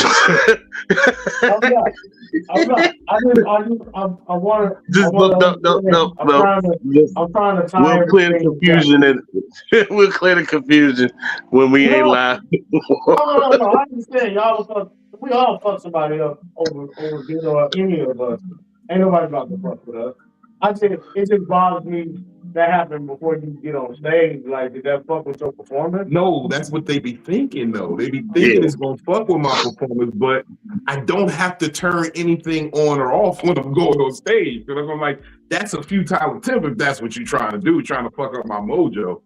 That ain't happening up there. Like I said, I'm not one of them niggas that gotta pull it together. I'm really just walking on stage and I'm really doing it. All right, y'all, what up, though? I'm here. That's literally how my set goes. I probably have 30 seconds ago blown out some smoke. So the last time I saw you, you were headed to Maryland for Big Harry's Energy show. Yeah. I was going to Atlanta. You were going to Atlanta. Right? And so now you're telling me you ended up in New York with Miss Philly and Miss Juice. Well, okay. So that was always my plan. You see, like, this is my thing, and granted, it has gotten me into trouble in relationships previously.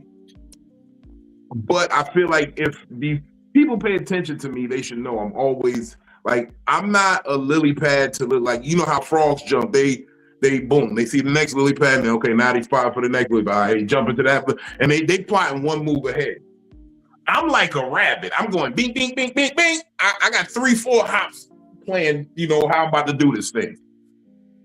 So, yeah, when I tell people about my plans, I'm only just telling you about the next step. You don't need to know about 3, 4, 5. You might can get 1, 2, but 3, 4, 5, 6, all that's not even. And it's no offense to anybody, but I don't believe that people can see the vision that I got, so I don't try to, you know, crowd their head with too much. So I'm gonna just say what you need to know right now. Okay, the next move is this. The next move is this. Because when I be trying to tell people all the moves, I've sat there and Philly, tell me if I'm lying. I've told you moves that happened months after the fact, just how I told you would play out. Am I not lying to you? Mm-hmm. I really am good with this shit. But I I said, this is think gonna I happen. think That's that gonna he's happen. wondering how did me and like he said the last time he seen you, y'all was in Baltimore. That's what I'm saying. Yeah. That's what I'm saying. No, I'm getting to that point. So right, Baltimore. That's what I said. Baltimore was like even from the first big areas energy in Virginia, that was just the first stone. And then there was gonna be big areas energy in Baltimore. That was always gonna happen. People didn't know that because I never said anything out loud because there was no need to know that yet. Yeah. So Then there was going to be another night in Baltimore that I knew about that nobody else knew about. But then I also knew that I was probably going to go to New York after that because I know if Friday night in New York City is my birthday weekend, fuck it, I'm going to go celebrate. I'm going to go do something. So before everybody ended up in Baltimore, though, we was all kind of talking. I think, was it on Friday? On Monday after Psycho-Babble? Well, we was talking. We was just on live. No. I'm not even talking about that day. I'm talking about the day I was like, oh, all my friends gonna be together in Baltimore, and I'm gonna. You did say that Monday night. You said that Yeah. Monday after Psycho-Babble. Yeah. So I'm over here complaining or whatever. And then on the day of the show, Juice called me, Vino and Juice together, blah, blah, blah. Okay. Whatever. So then what they didn't know is I had got some good, bad news on Wednesday. But I was like, it's Vino's birthday. I don't want to talk to him about all of that. I'm just going to, do whatever. So on Thursday, when I talked to him, I was letting them know what was going on. I was like, man, I'm gonna be here all by myself on this weekend, probably crying and some shit. And he was like, Philly, just come on to New York. And I was like, I can't come to fucking New York. Like I can't do that shit. And I told him no. And so on Friday, we end up just going. Vino just ends up going live on Friday during the day. Yeah. Everybody up there talking. I woke up. It was Friday. I'm like, shit, my birthday, great show last night. Yeah. Just talking shit on Instagram. He on there talking shit. So everybody on there, and I'm like, man, I don't know what I'm gonna do this weekend. Like, this shit. And so he was like, man, Philly, I'm about to look these tickets up right now. You coming to New York today. And next thing you know, I'm in New York. Wow. She got a flight. He got me a flight. I had a good time. I flew her out. I got flued out, so y'all can officially say Big Vito flew somebody out. I ain't even had to smash. Wow. But I got flued out, and we had a wonderful time. We had we had such a good time. That shit, I had a lot of fun. Vino had a lot of fun. I'm happy that we could all put a smile on his face, read into some people. We got to meet some of our Instagram friends. We got to meet more Psycho-Babble friends. I done known Superfly for 5 years off of Instagram. Wow. And so I got to meet, Soup for the first time. It's kind of, it was really like one of those full circle moments to, I done pretty much met everybody but, Benny, Brooklyn, and you. That's been on Psycho-Babble. So, that was one of the things, like, when you told me that y'all linked up, I was like, dang, that was just so cool if we all, like, together in person. Yeah. I was sitting next to Benny. He didn't even know it was me. I ran into him at the club a couple weeks ago. He didn't even know it was me. You ain't got your glasses on. Oh, you talking about when we was at Skeeter shit. Yeah. You chameleon, man. We was in Portsmouth at a spot doing some comedy. Oh, so you met Juice too? I met Juice Wednesday. No, I thought Polo. Oh, he bumped into her. Juicy, did you have a good time? Did I have a good time where? Yeah. Juicy had the whole game. Right? This weekend, nigga. Juice been with Vino all week. Yeah, Juice was in Baltimore, New York, Philly. Only place she ain't making to was Jersey. Well, technically, we was the in airport Jersey. was in Jersey that we dropped. We was in Jersey. You forgot. We was in Jersey. Yeah, we took Philly to Jersey, and then we drove through Jersey to get to Philly. Juicy took a world tour with Muhammad, my mans. Yeah. And I had a layover in Jersey for 2 hours. When? On Sunday. Oh, yeah, I was down in bottom Jersey. Pause. I was down in South Jersey on Sunday. So Now I that wasn't even Trenton in- Airport, I don't think it wasn't that it was bad. It's not that it was a bad airport. It was just the smallest, strangest airport I've ever been to in my life. I told my brother what airport I dropped you off at. I said, yo, I've lived in Jersey my whole damn near life. I have never heard of that airport before. And I walked in there, I swore they had tractors out there pulling the gate to the plane. The shit wasn't even open. It was like it didn't open till 15 minutes before the flight was about to take off. That's when everybody showed up. Right. So look, I haven't actually had to walk on the tarmac before. The only time that we've done that is like when we had to fly to Puerto Rico. They didn't have, you got to walk on there. You got to go up the stair. I ain't never had to do that while in the States before. Oh, you ain't been to Burbank? Okay. No, I haven't. So I had to walk that at Burbank all the time. Old I had to walk up Charlottesville. the stairs. They had the front door and the back door open, and they was like, "What seat are you in?" I told them the seat. They said, "Go touch the back." So But they basically, were very mean professionally. He said, I told you that you'll get through this real quick if you go ahead and have all this out. And then this one lady, she came up there, she still had a water bottle in there. He said, step to the side and go back to the back of the line.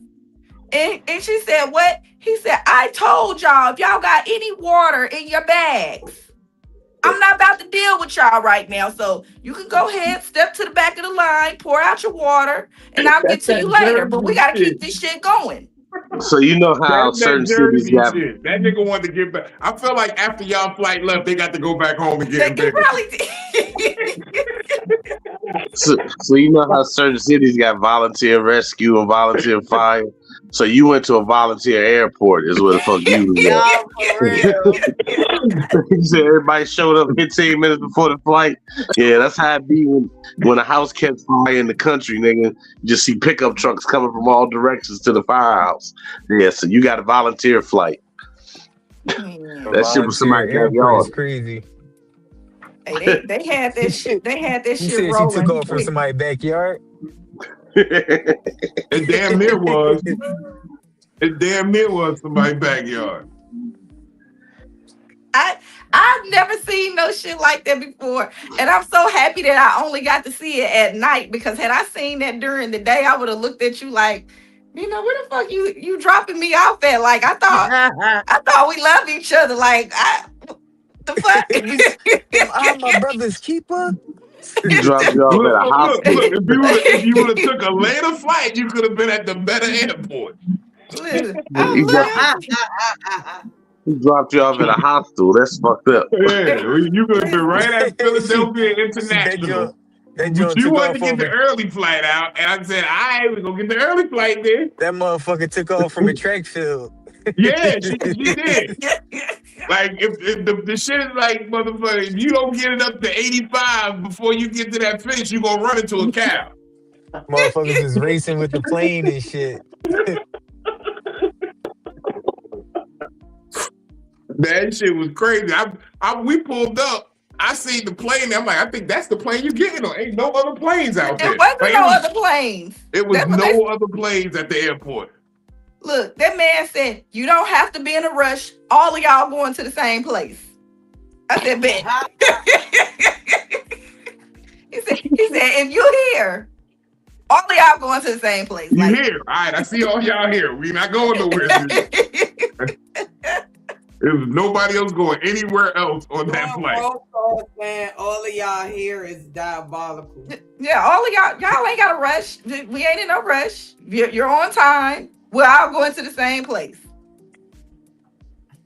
And that's why he was like, I'm going home after this. Mm-hmm. So, but there was like 2 gates in that little motherfucker. And I was like, hold on, how do y'all got 2?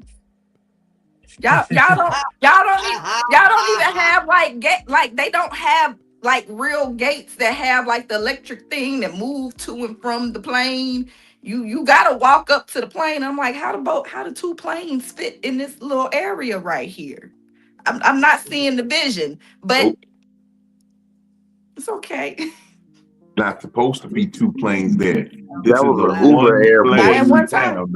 It's like somebody That said, was this a is a one plane town. Now you tell Smitty Mo that we back in business. That was an Uber airport. That was somebody's personal shit. The nigga owned two planes. They probably was like, we calling the pilot. He should be. He should be Like, waking up in about 15 minutes.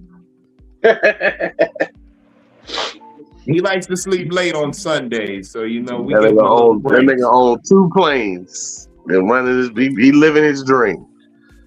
but I mean, I'm not really complaining about the airport because everything happened fast. Okay, everything did. It happened fast. I prefer to take those small airports, to be real with you, because TSA probably had 6 niggas in it. yeah, TSA ain't even had 6 niggas. It's 2 niggas. It's like, all right, look, just empty your pockets it and was promise 3 me you niggas. won't do. One They nigga do was shit like, all right, T. just empty your pockets and promise me you ain't gonna do nothing stupid on this plane. Hey Vino, they had 3 niggas there. One nigga was T, the other nigga was S, and the other nigga was A. You know what I'm saying? They switch it around and shit. They had the one guy. The like I said, he was professionally mean. Like you couldn't even be mad at him. He was 3 on his niggas team. named Trevor, Yeah. Sean, and Anthony. Yeah, and then you had the nigga that was actually watching your bag go through. There was another nigga. Well, no, that was a lady. There was a lady. She got the wheelchair people together, so she was coming through, running through that. And then there was another nigga. That's So it. what they do with the wheelchair people? They just got to move them, through the line faster. So they took them because they got 2 machines. Yeah, they got 2 machines there. So they took them. So the second machine was closed until somebody, handicapped came and they got them through the line. But if you wasn't handicapped in any type of way, no, you going through the professionally mean nigga. I got a question. What color was the lights in the building? I was still damn near asleep. I have no idea. Because you know how like when you go in a gym and you first cut the lights on and them shits be like a greenish and then they go brown and then they turn white. I I really can't remember even. seeing the brown when they turned the lights on. Okay, because Benny, I was about to say I really can't remember. Like I'm still drunk. They cut the power on 30 minutes before y'all got there. Yeah, real talk. The police was, when I first pulled up, because I pulled up thinking like airport, at least pull up like an hour and a half, 2 hours early. I pulled up, the police was out front, like the sheriff, they had 3 sheriff cars sitting out front, but all 6 of them niggas was in the 3 of them niggas, and 1 was inside, but everybody was in there asleep. Yeah. And I'm like, I don't think they open yet. I don't think this airport's open yet. Wow. So I was asleep. Yeah, they was both asleep, and I'm like, well, I'm not gonna get out. So I pulled over into another lot. I'm like, all right, we just gonna kick back and wait. We're gonna see what happened in a little bit. So I kind of dozed off a little bit. I dozed off for like 15, maybe 20 minutes, and then I heard Philly move. I jumped up. I said, I'm late. I'm like, no, you're not late. We right here, the airport over there. She like, where? We in a field. I was like, no. Nigga took you to the field of dreams. It was just empty out there, bro. It don't look like it's an airport out there. It's like, why would there be an airport here? There's not an airport here. So I understand how she woke up and like, where's you got me at? But I'm like, nah, I swear to God, look, I'm gonna drive around there again and show you. So I drove around and I pointed, I was like, look, that's your plane right there. I could tell. I still wasn't convinced. I was like, so I drove her past the front entrance of the airport. She was like, she saw how dark it was in there. I'm like, you see all the signs, but the lights is off. Nobody in there.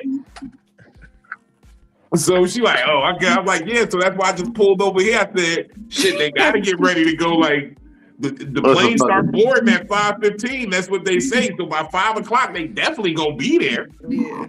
So we pull back up again at 5, and then And then everything was good. Everybody started showing up all of a sudden. Like, it literally was like, yo, 5 o'clock, It went by from 5:15, nothing. everybody was there all of a sudden. It They're went like, we from know we nothing don't to got to this rush for this booming. plane. Part-time park. It's a part-time airport. Yeah, we not here all the time. Yeah, that's what why I'm you saying. The said. niggas in there was probably moving like, all right, we can get this flight up out of here. We can get back in bed. Yeah. And look, Get some and more real sleep. talk. And real talk, they probably was like, all right, next flight is Tuesday, 7 p.m. See y'all Tuesday morning.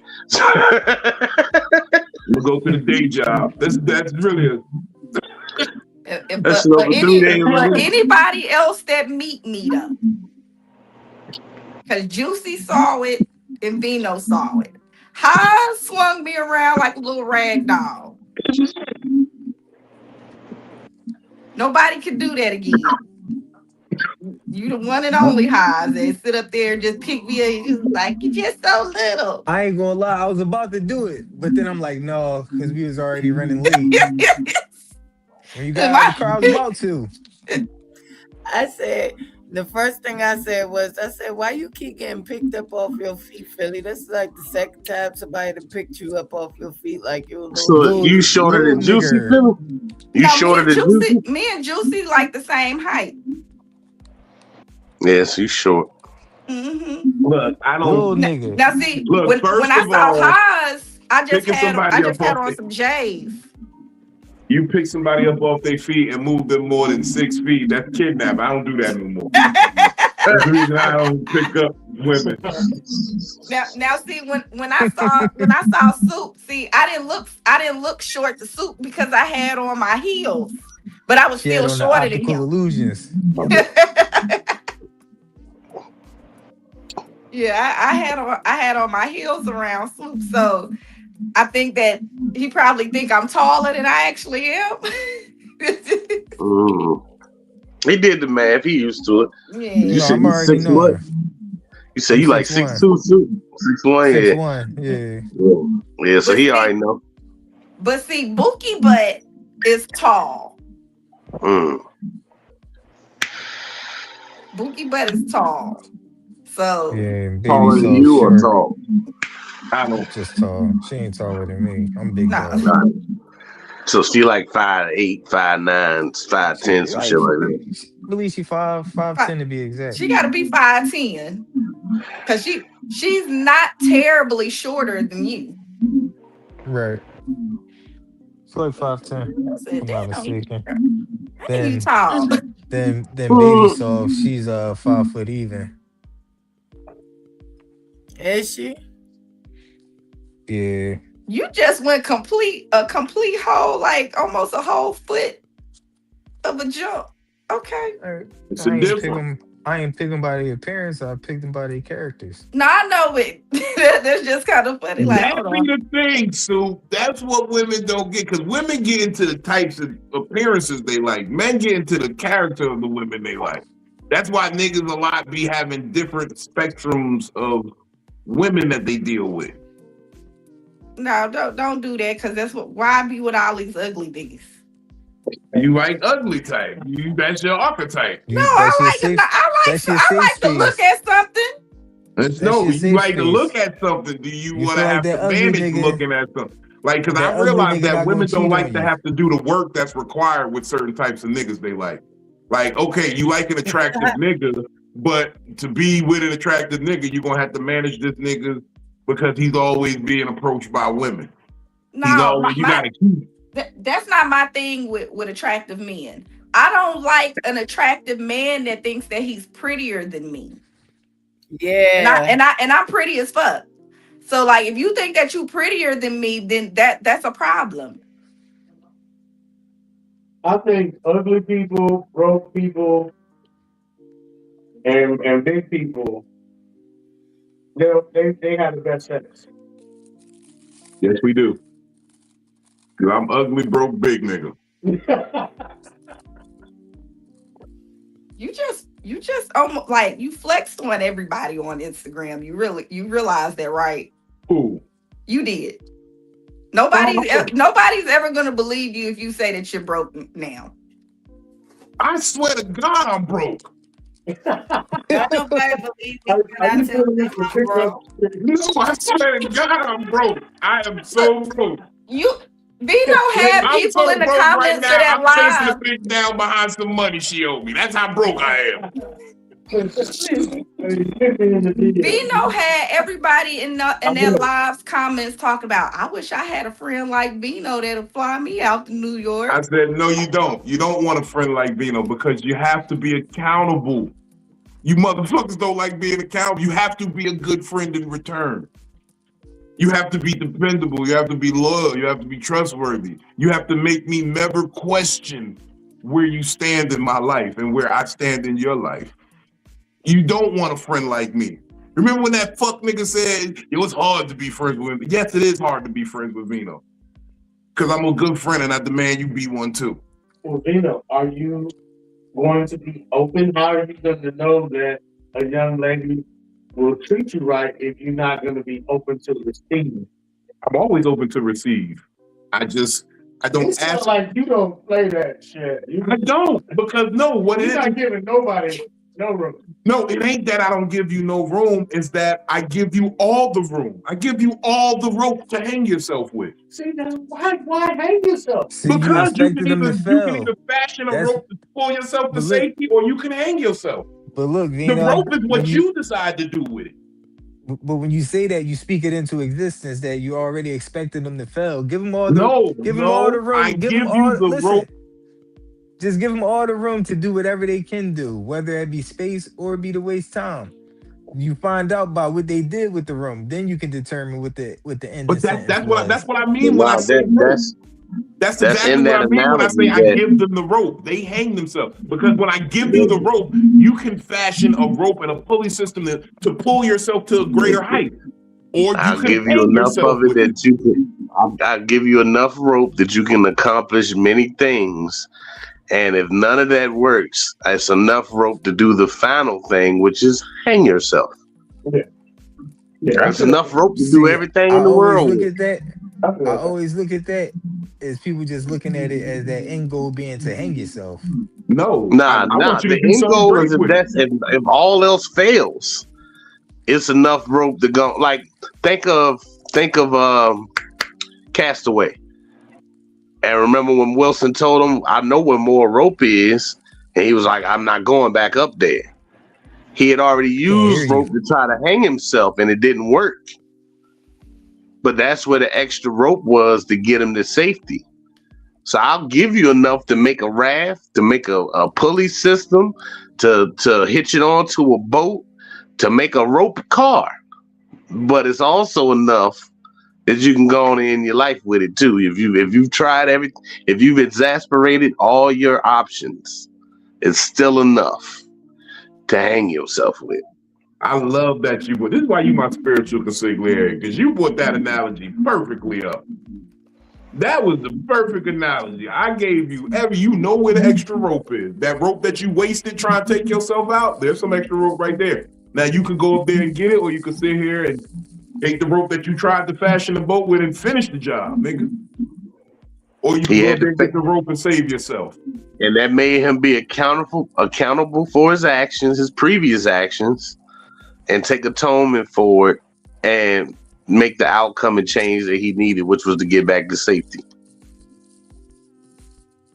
But that's how I always look at it. It's not that I give you the like. We abbreviate a lot of those old colloquialisms, but I give you enough rope to do whatever. We just end up saying I give you enough rope to hang yourself with. Like you got the rope. Whatever you want to do with the rope, you can do with it. Me, I'm probably gonna use the rope to make a belt so I can make sure I keep my pants up so I can get to work. I'm finding different ways to use this rope. And after Wilson dropped the final jewel on him, he got on off the boat. I'm going on about my life. Good luck, brother. But Vino that's how probably I don't see even it. remember this. When me and Vino first got cool, I had seen this post on Instagram, and it was a big nigga getting out the car and his whole ass was out. And it went from the girl that was with him liked him till she didn't like him no more after and Vino messaged me back after that post and was like, "This is my worst nightmare." So I've never seen Vino's ass when he get out the car. Okay. My ass I just crack want to let stayed y'all away. know. I'm glad So- we put that out. I'm glad we put that out there. My ass crack stays. You might That see, is the you might worst. see a little stomach, but you're not gonna see We're ass. gonna see a little bit of this because I tend to rub my stomach a little bit when I drive.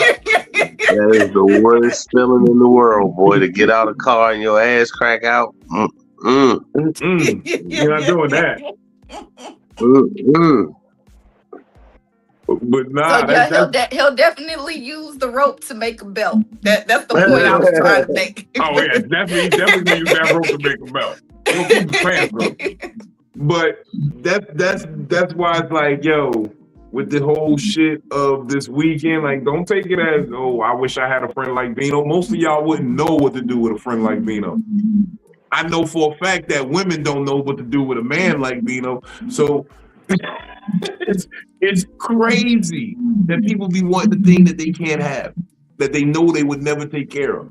It's like, I start to understand now when my mother used to tell me no pets. Like, we're not getting no damn dog. You ain't gonna take care of it. You want something that you're not ready to take care of. And then it falls on her. Yeah, then it falls on her if you don't uphold it. Yep. Then it's her dog to take care of. Yeah. Me and Jeremiah go through that all the time. I'd be like, look, I would have been to sold this dog. I'm only keeping it because of you. I'm ready for the dog to go. Oh God. Alrighty. I'm so happy my mother never let me get a dog. When I got dogs, it was on my own. Because even when I had a dog when I was younger, I had a a German Shepherd called Duchess. That was the first dog I ever had as a kid. And although I took care of her, I knew that at that moment when I wanted a dog when I was really, really younger, I wouldn't have took care of that dog, right? Any dog I would have had when I was 7, 8 years old would have died.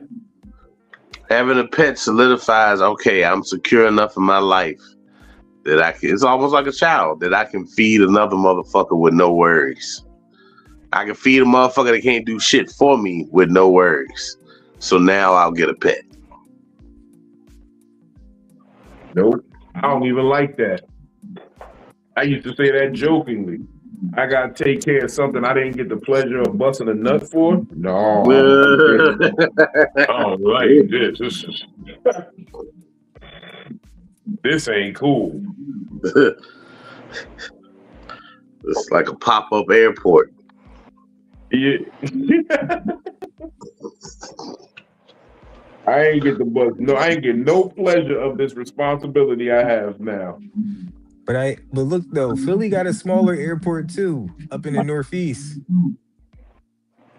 We got a little. That's where all the PJs fly off from. Oh, okay, yeah, it's a PJ joint. It's a small plane, smaller plane. Oh yeah, that's the little hot skip. First plane I caught was from a little airport up in Charlottesville. Man, I was on a propeller plane, right beside that bitch. That shit. Oh, I've shit. never been on a propeller plane. I Felt don't like know a how that would be. Hearing Felt that like shit a go, Tuskegee. Felt like a Tuskegee airman. What the fuck? Yo, that first flight, I'm right beside the propellers. I'm like, yo, if shit goes sideways, I'm a quadriplegic right off bat because this bitch is gonna chop from elbow to up, elbow to hand, and knee to feet. I'm done. Hey, That bitch gonna slice right through the middle. You know what I After- noticed this weekend, Phil? I think that nigga's mad because I turned down the bat wing. He thinks I think he thinks I did something with the bat wing. Batwing, what the fuck? Long ladies. I still don't know who exactly that is. Oh, okay. He used it's to be cool. on here with Sometimes us. it's better than not know. Yeah, she did. She used to be on here with us. I don't know. Y'all had to tell me later. Yeah.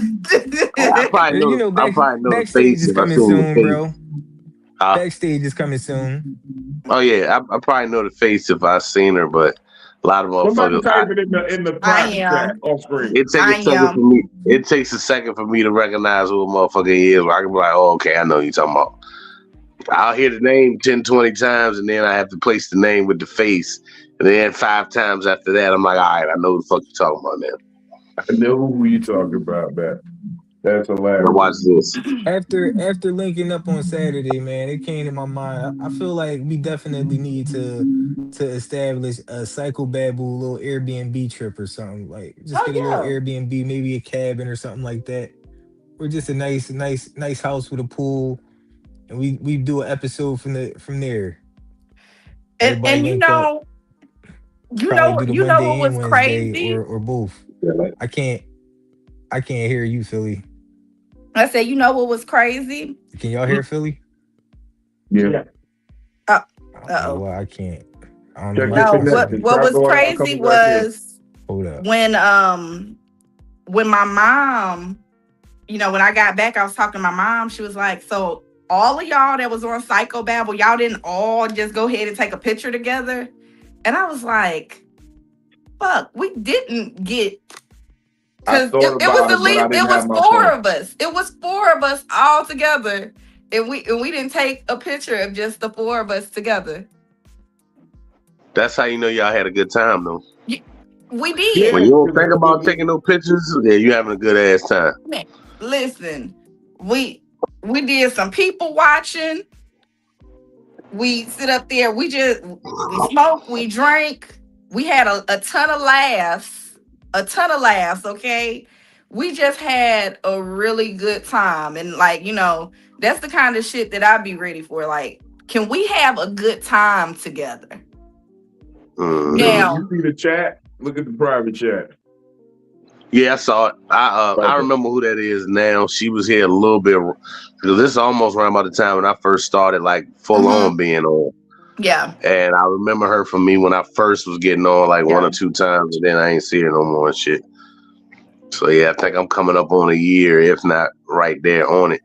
Right. But yeah, so we had such a good time that I almost didn't get a picture with Soup at all. And then I was like, I had to stop myself. I said, hold on, let me, like, I gotta get a picture. I had to stop myself to do that. Like, damn, I ain't got no picture with Soup. That's crazy. That's a nice little prelim. Eventually, Vino set up a show and everybody just come out and motherfucking, and then we can get official pictures, and that way, promotion wise, you can have a picture of the whole staff together, you know, in promo videos and so forth and so on. So yeah, I still want to come down to one of Brooklyn's events.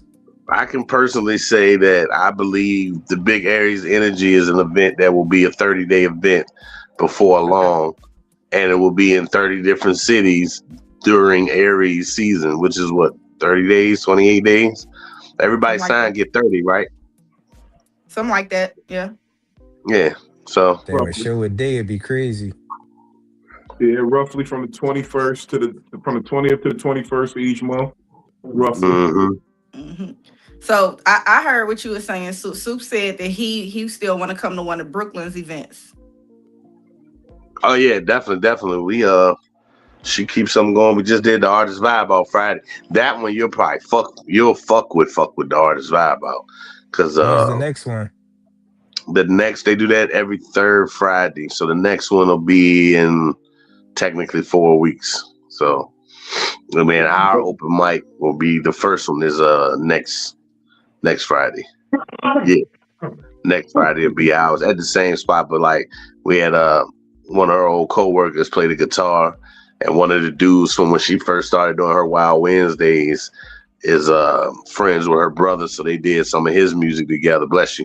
And she played her guitar and sung some songs and shit. So then you got a lot of dope, powerful spoken word artists that come through there and rock out. So it'd be a little bit of everything. So yeah, definitely come bless that shit. Yeah, hey Philly, you ain't lied though about that picture. Cause I was thinking the same thing, and I'm like, damn, we knew each other the longest. I almost straight up went the whole time because it wasn't until the second place that we went to. I was like, damn, I still ain't got no picture with you. Yep. Almost went the whole time, but I don't know. Like I said, it was just I was having a good time. I felt good. I felt good. I felt like I was around a lot of people that I could trust. Like, it ain't nothing like being around people where you could just be like, just breathe instead of feeling like you just always on your P's and Q's. You gotta be constantly looking over your shoulder, wondering, anything gonna happen. Y'all moving as a unit and not just a bunch of people out. Yeah. And if y'all ain't have a let's take a picture type motherfucker with y'all, then it'll easily slip your mind. Like, I can honestly say most of the time, Brooklyn is normally the one that remembers to get a picture of everybody or get pictures of people. So, yeah. But yeah, at that moment, and I feel like this is what I also take from that. We wasn't living for the gram, living for, aesthetics, living for none of that. We was just living on the strength of, hey, this is our people. Let's link. Let's it don't matter if it was captured in a photo because it's here forever. Y'all probably didn't touch your phone, real talk. Y'all probably didn't touch your phone. When I looked at the picture, I'm like, damn, I was way too high. I for sure wasn't thinking about a picture. That's why I said I gotta hire somebody to just be the camera person.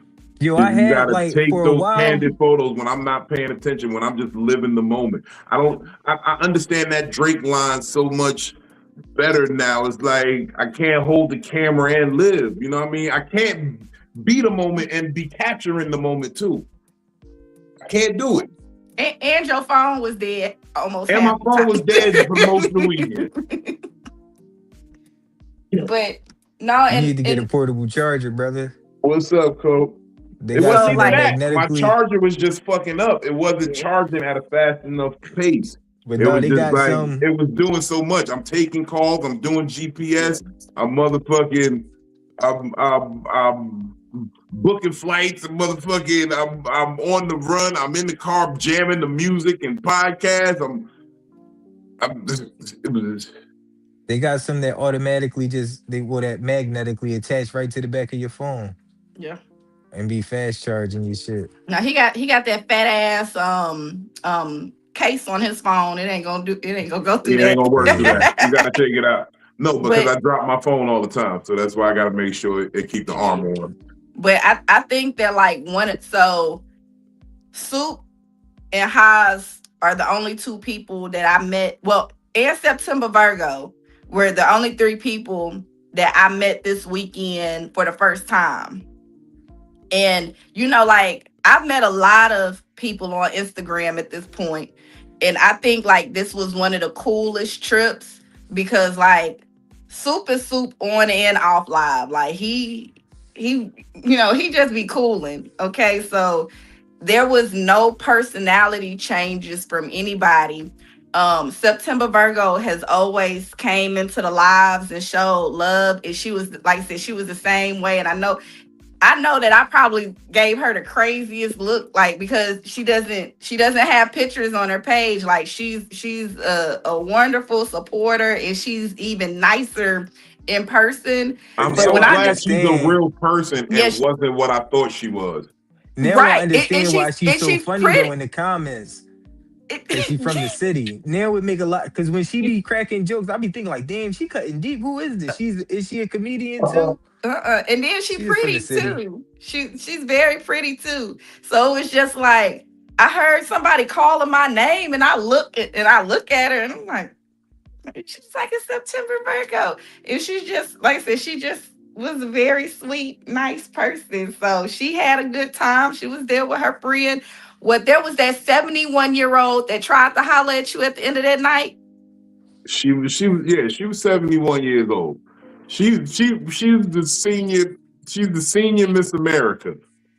She's 71 years old. Never been married. Don't have no kids. She only Don't eats want to get She married. only eats 4 times a week, 4 days out the week. Yeah. No, 4 times. She didn't say 4 days. She said No, 4 she said 4 times. days. She said she only eats 4 days out the week. She said she fasts for 3 okay. days and 4 days she only eats for 4 days out of the week. So this is after the show. That thing After probably, the show, I was probably telling would have her. changed. Grandma group. Hey Vino, you would have never She been wasn't a behind the Little grandma Caesars groupie. again in She your just- life. She came over and she wanted to make sure she made herself known to me. She You wants hear to me, make bro? fun. Huh? You would have never been behind another Little Caesars in your life, nigga. She'd have changed Ever. you. You'd have been a better man. Ever. Vino would have been on the podcast with suits on and shit, smokers jackets, all types of smooth No. shit. She too classy for me. He'd have changed his name to That Smooth grandma Vino. was probably fine. You know who she looked like? Like imagine if Storm from the X-Men came to life. What? Yes. Wow. Yeah, That's what she was. She had the straight silver hair. Mm-hmm. She looked like kind of what I think Philly's gonna grow into if she just lets the grade go, Miss Philly. Wow. Well, she had a boob job though. She did. Or- She had some work done. Okay. She had a little work done, but Well, for the most grandma part, was fine. Old lady was fat. Bro, I should hold on. Let me She show showed us her. Did you ever follow her back on Instagram? yes, I followed her back. She was so Okay. supportive. She bought shirts and shit. She was like, Yeah. "I can wear this." I was the head. The what? But she's This very guy. nice, very pretty. I would never thought. She said, "Yeah, I'm 71 years old." I'm like,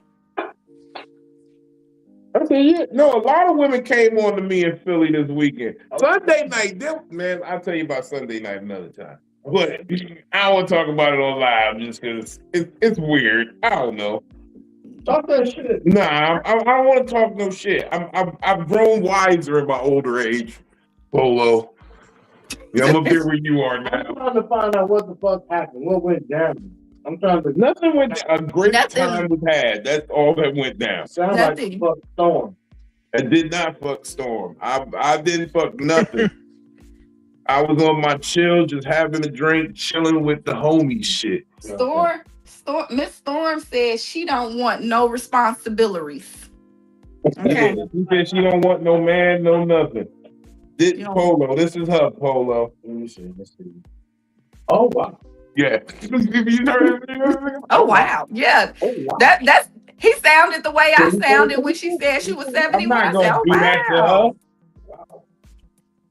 You see, Okay. instantly the light part on his Okay. glasses got a little foggy. With the tint. That shit got foggy at the bottom. She's a Miss America. She's a Miss America. Okay. And this is after the show. Yeah, that was after the We had a show. nice conversation. I'm not saying Philly's saying the woman hit on me. I'm not saying the woman hit on me at all. Vino. Women don't hit on me. No. But she was very attractive and we had a nice, pleasant conversation. It was one of those nice conversations you have with a person. They be appreciated. I ain't gonna lie. Like, you know what I'm saying? Boy, you Sometimes missed it be a your- breath of fresh air. Like, You missed your just had shot. some good conversation. I missed my shot. Well, she missed her shot. She's 71. Listen. You had a nice. Me and Blaze, we sitting up there commenting on they like we trying to be a part of the conversation too. She didn't have nothing for us. She was focused You on Vino. about to be a distinguished gentleman, boy. We was like You gotta drop the 71 ball on where? Yeah. That definitely was a question. Unless she just got Davis. like bad hearing or she didn't have a hearing aid on or something like that. She didn't She care went- what me No, and him was listen, saying. let me y'all. tell you She never something, looked Philly. at y'all. You know what? I When realized a too. cougar is locked in, Yeah, she never broke when a eye cougar is contact locked with me. in, She is in did. hunt mode. See? That cougar That's shit why- ain't just a term. I She am am she was oblivious when hunting. women are hitting on me. You know that? She You went, ever- she went negligees to bed, nigga. You dropped the ball on that one. She got I'm stockings bad. just to I don't sleep know in. when women are hitting on me. My brain be You hear elsewhere. me? She got stockings just to sleep in, bro. I don't be out here chasing these Get it women. right. Like a Get couple it of right. women. Keep it tight. Now that I really think about it, a couple of women hit on me this weekend. Yeah. And if she ain't locked- if she she was ain't- definitely one of them. She did If not she- care that we was back. We was standing right beside you, like being a part of the she couldn't know conversation. which one of y'all And might have been my Hey girl. Benny, she a real cougar. She got silk socks. Yeah. And she wear a slip on Sunday after for church. She had to put her slip on. Yeah. Her She heels was looking about as alright high that as night. She was mine. looking alright. You see, now y'all making me feel like I be dropping the ball Listen, sometimes. you got her Instagram. Shoot her a little DM. She I'm had not. No. I'm she not a had on a DM powder serious. blue dress. It looked real nice on her skin. She had on heels that was about as high as mine. She ain't care. I It would have give gave Shit. it love give on you that dude. it give you a Since the, faster reason to be like, yo, Soup, I'm back in Philly, bro. the 15 years you'd have been a widower. Like, yeah, Miss Evelyn wanted to just. She really told me I learned a lot with her in these past 15 years, and she really cared for y'all. So y'all all welcome to come to the estate anytime. Anytime. Y'all want to use the pool? Have a little family day here? Just let By me know all in means, advance. me Just let me casa know in and Sue advance. casa. Just let me Just know want in to have your advance when y'all want suede. to come. That was your suede Yeah, y'all smoker's can come jacket. by anytime. Look. Just That because she was gone don't mean I ain't still y'all dad. Okay. look. That was your plum. That was your plum suede smoker's jacket. That was it. Plum Oh, suede. oh A shit. plum suede smoker's jacket. Mm. That shit was gonna say Mr. Vino on the breast, on the left Engraved breastises. cufflinks and shit. He got Yeah, the engraved that shit cufflinks. was gonna say Mr. Vino on the left breastises. Custom Nah. shirts. I Yeah. just don't want This y'all shirt. kids to be mad when I move on. Your mother would have wanted me to be happy. Okay. The collar shirt got a little VB in the little bottom part of the Ooh, triangle. Yeah. Custom shirts. Yeah, Miss Gloria would have There was got like it. 40 pieces to a custom button-up shirt. What? First of all, I just want y'all kids to know I would never bring another woman into the bed I used to share with your mother. So I I bought went a and new ordered I, a new one. I bought I a new only one. make I got one of them. I only make love in the guest room. Look out. He wouldn't even bring them to the. They don't come on the grounds. He go out to No, see yes they them. do. Yes they do. They Out there, definitely come to the house. out there watering the snake plants and shit. I can see that for you, man. That's crazy. How you know she had plans? Because that's what she told me. She said I got Oh yeah, 78 plants. she said she don't even have she don't want no kids. She don't even have pets. She said I got like 7 plants. No, she said 78. She said a whole lot of plants. She got mad plants. Oh shit. Yeah, she got a green Yeah. room. Hold on, I misheard a number. Yeah, she said she had a shit ton of plants. Where It was might She this have in New walked not through been York? with the pink 78, but it water. was 70 something. She walked through with the pink water bottle, just spraying them and talking to them every morning, sipping her tea. Yeah, I think that's Yeah. what's keeping her I had skin a so fresh. I She had a gets a lot of consumer oxygen from them plants in small spaces. I had a consumer that I took care of. He was paralyzed from the waist down, so he couldn't walk. But his apartment, like my shift was basically like just doing his plant routine, watering all his different types of plants. Sitting some he had to let some soak in the water and some just got sprayed. It was a whole like He talked to process. them. Yeah. Mm-hmm. Be dusting off the Play leaves if they got big leaves, accumulate a lot of dust. Oh yeah. Hold on, I'm trying to see if play maybe she jumped in the chat on some days IG play at some classical point music tonight. for him. Maybe. Let me check real quick. Hold on. Yeah, I you don't was think about she'll to be be an up or. this late. She seemed like the type that go to bed before the sun. Like right as soon as the sun go down, she getting ready. Think You about was the about to time of be an night you met her. horticulturalist, boy. You You heard supposed me? to been Oh yeah, all no, you right. We was out late. It was like 10 o'clock. But she got her shit. She got up out of there. She was like, because it's the weekend. she Yeah. wasn't saying she was doing nothing else. So that means she in the crib chilling, scrolling. Maybe. I don't think It's she get a Monday lot of night. screen time like that. Don't You put don't it. have Don't put Nah, beautiful it. skin like it's that with a Monday Don't lot put of night. an screen age. time. Don't put an age It's on the Monday night. mentality, bro. You got to look at them where they at. No, I'm just saying, I don't think you had a skin complexion and tone that she has if you in front of the screen a lot. It's Monday night. She has been in the She turning bed brightness hours down. ago. She's in the bed hours ago. You met It her is on a Monday, Saturday. yeah. She got a routine. She in the gym She tomorrow. took her I can tell. vitamins that Yep, morning. she did say she go to the gym too. She in the gym She took her tomorrow. vitamins. She walked the track. Saturday morning she got up, took her handful of vitamins, and drank the water and did them plants. And she hit the track and did a little No. She calisthenics. don't hit a track. A woman like that don't hit a track. And I'm gonna just tell you how I know. Because she had the pellets. She had the her pellets. body, the way her body was at her age, she has to be doing extra work. Calisthenics, yeah. I'm talking like extra gym, hard body training, like she AJ lifts from something. the mama from Baby Boy AJ. Her like that type bar, like she looks like that type of. I'll show you the picture She after. Angela Bassett fit, yeah. I'll show you what she looked like later, Benny. But you're gonna be like, yo, oh wow, she was.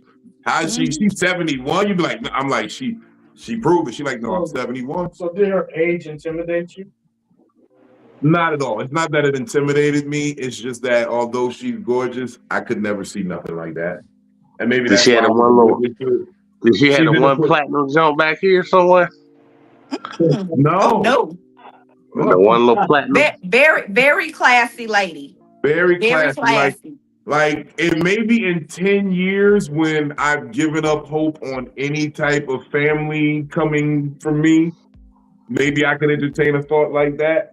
But at this point, I'm still I'm keeping faith in the game, saying maybe there's one out there who could be somebody to me. She was gonna be whisking you away. She might have allowed you to surrogate mother, bro. You never know. Like every weekend, it'd have been, we're going to this cottage over and we're going to this cottage I heard about in Texas. I believe, and this is what I believe. Just hear me out. One second. I believe that a healthy, mentally sound baby comes from a moment of two bodies intertwined and a deep thrust and release. Because somewhere in that moment of passion, with a crazy noise, of with the life, release, like yeah, that spark of life is in there. Now, sir, she's 71.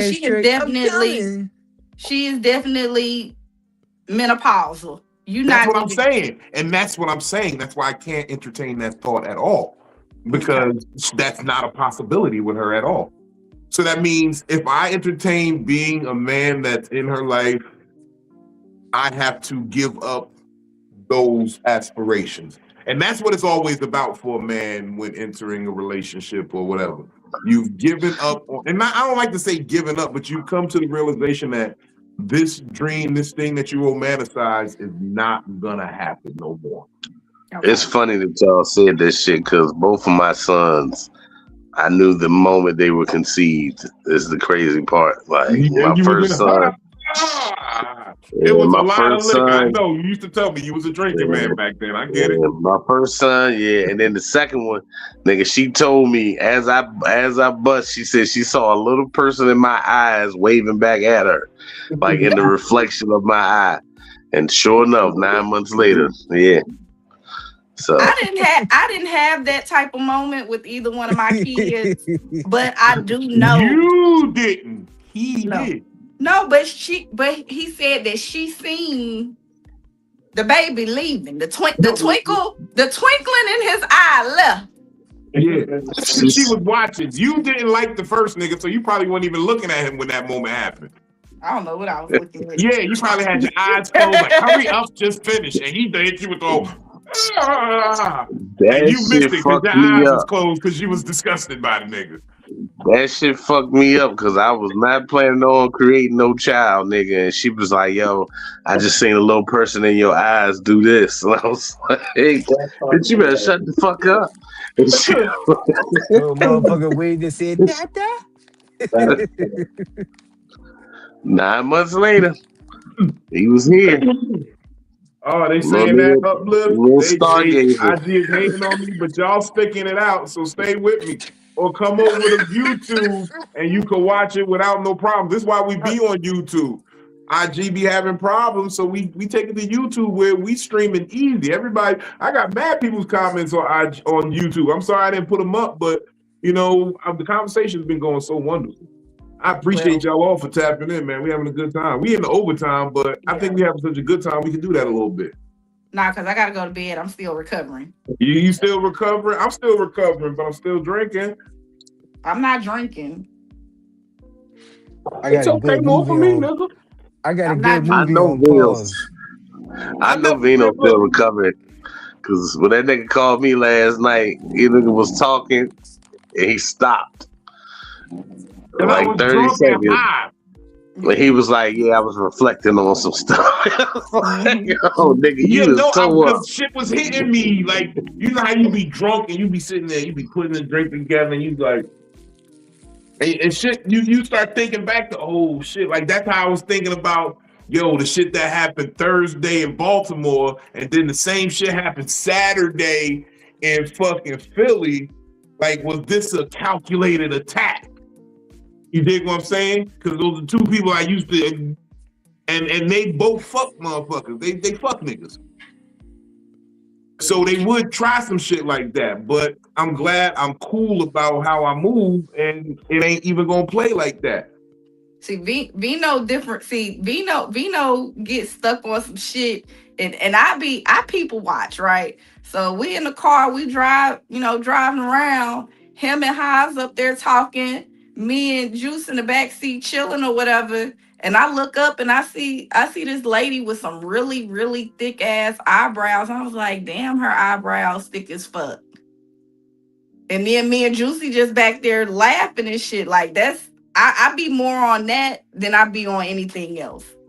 He want to think about some bad shit. I just be like, damn, like why is this going on? How did that end up happening? Uh-oh. Is my shit oh, okay. I was about to say, is my shit messing up again? Because everybody just went out. So it might not just be IG, it might be StreamYard now.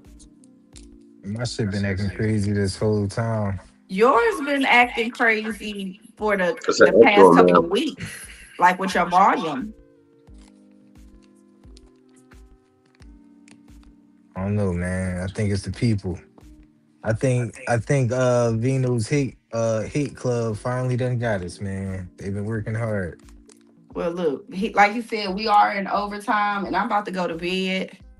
We've been on here for we passed our mark, but of course, for everybody that did come out and saw us and hung out with us, even if it was just for a few minutes, I know I appreciate it. I know Vino appreciates it, and we're gonna make our way out to Benny in Brooklyn, and then I ain't met Polo yet.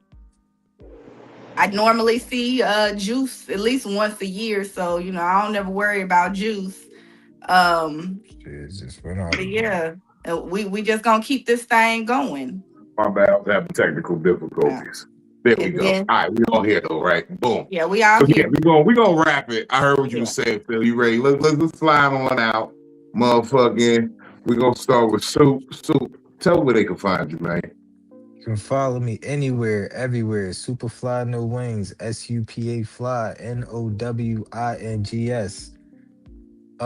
This Friday you can catch me in Brooklyn performing. I got a crazy set that I'm bringing through. The 29th, I'll be doing an online performance, so that's something that you guys can tap in for free on Air It Out Radio. I'll have a featured showcase. This showcase is going to be a hour showcase, so like I'm gonna be, giving some game. You feel me?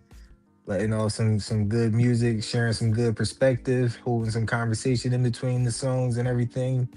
You know, that will be something that you can interact live with. You know what I'm saying? So tap into that. We always got some dope things going on in the city. Although I'm not performing on the 24th in my city, my team is still throwing our mental health showcase. This one is going to be plant based. Plants need love too. It's 420 friendly. So if you bring a plant with you, the admission is $4.20. If you don't, the admission is $20. We will have a herbalist speaking. You know what I'm saying? We're gonna be talking about some different ways that through plants we can also heal ourselves. It's gonna be a dope showcase, and you can also spark your plants up if you like. Always smile. It's only life. Whatever you're going through is just a temporary moment and a great story. Keep pushing until you can't. The only thing that's stopping you is yourself outside of God, and anything else is just a chance for you to readjust, get back to the drawing board, and keep going. Definitely had a great weekend last weekend. Shout out to Vino doing this thing in my city. It was a great show. definitely had some great time, good laughs afterwards. And that's my share. Shout out to the gang. Finally met my dog Philly Phil. Keep it real. Trying to live it up right now, so having brain farts and all that at the same time. Oh, good.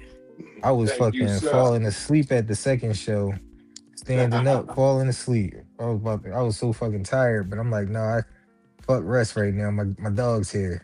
Hey, we in the city, man. And Appreciate that you shit for is stopping messing up right through the now on the super hearing fly, side of man. things. I gotta leave and come back. Super fly, no One way, second. baby. Hey, Polo, talk to him, man. Tell him where you at. Tell him where he can find you. 180 Polo on IG. At King Polo Comedy on YouTube. How are we in the same spot? And your space looks so much cooler than my space. Not really. Your corner of the room look doper than mine. That nigga got noon chucks. That nigga got Olympic medals. At first. Yeah, he got noon chucks, Olympic medals and shit. So he got Jordan about to dunk on Patrick Ewing and shit.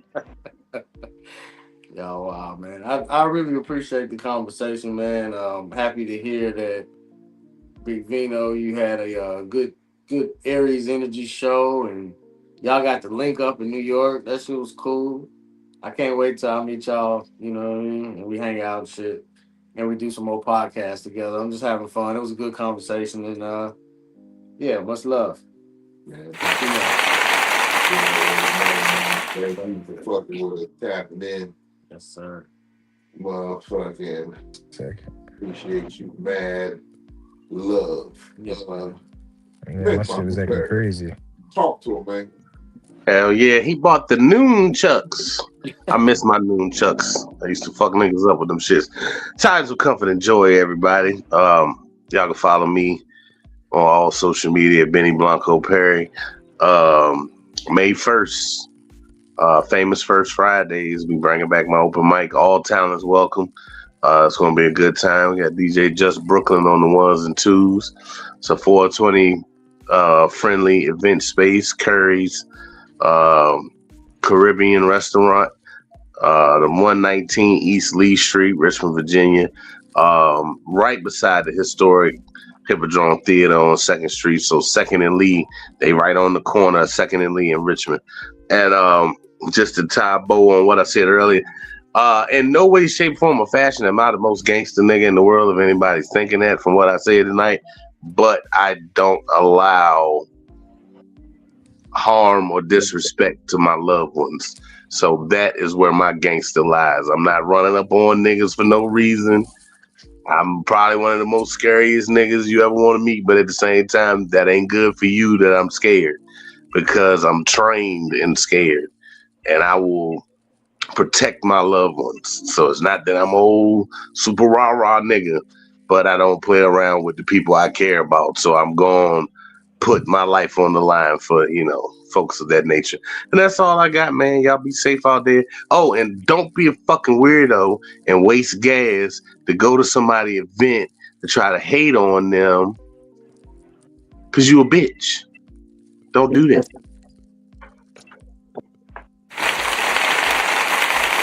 I like how well that was put. That had some spice on it. That's real talk. Why do you waste gas to be a hater? You know how much that shit was? I was in New York City this weekend. It was $5.69 a gallon at a mobile for gas station. For gas. That'll make me walk again. That'll make me start walking places. $5.69 a gallon. You wasted that money for a nigga to tell you if you say anything else tonight, you're getting hurt, and you stayed so you wouldn't waste your gas. And you was going to get a surprise ass. I might well catch the rest of the show, man. And you was going to get a surprise ass whooping. Yeah. But wait, there's more type of John. Let's fill up the tank.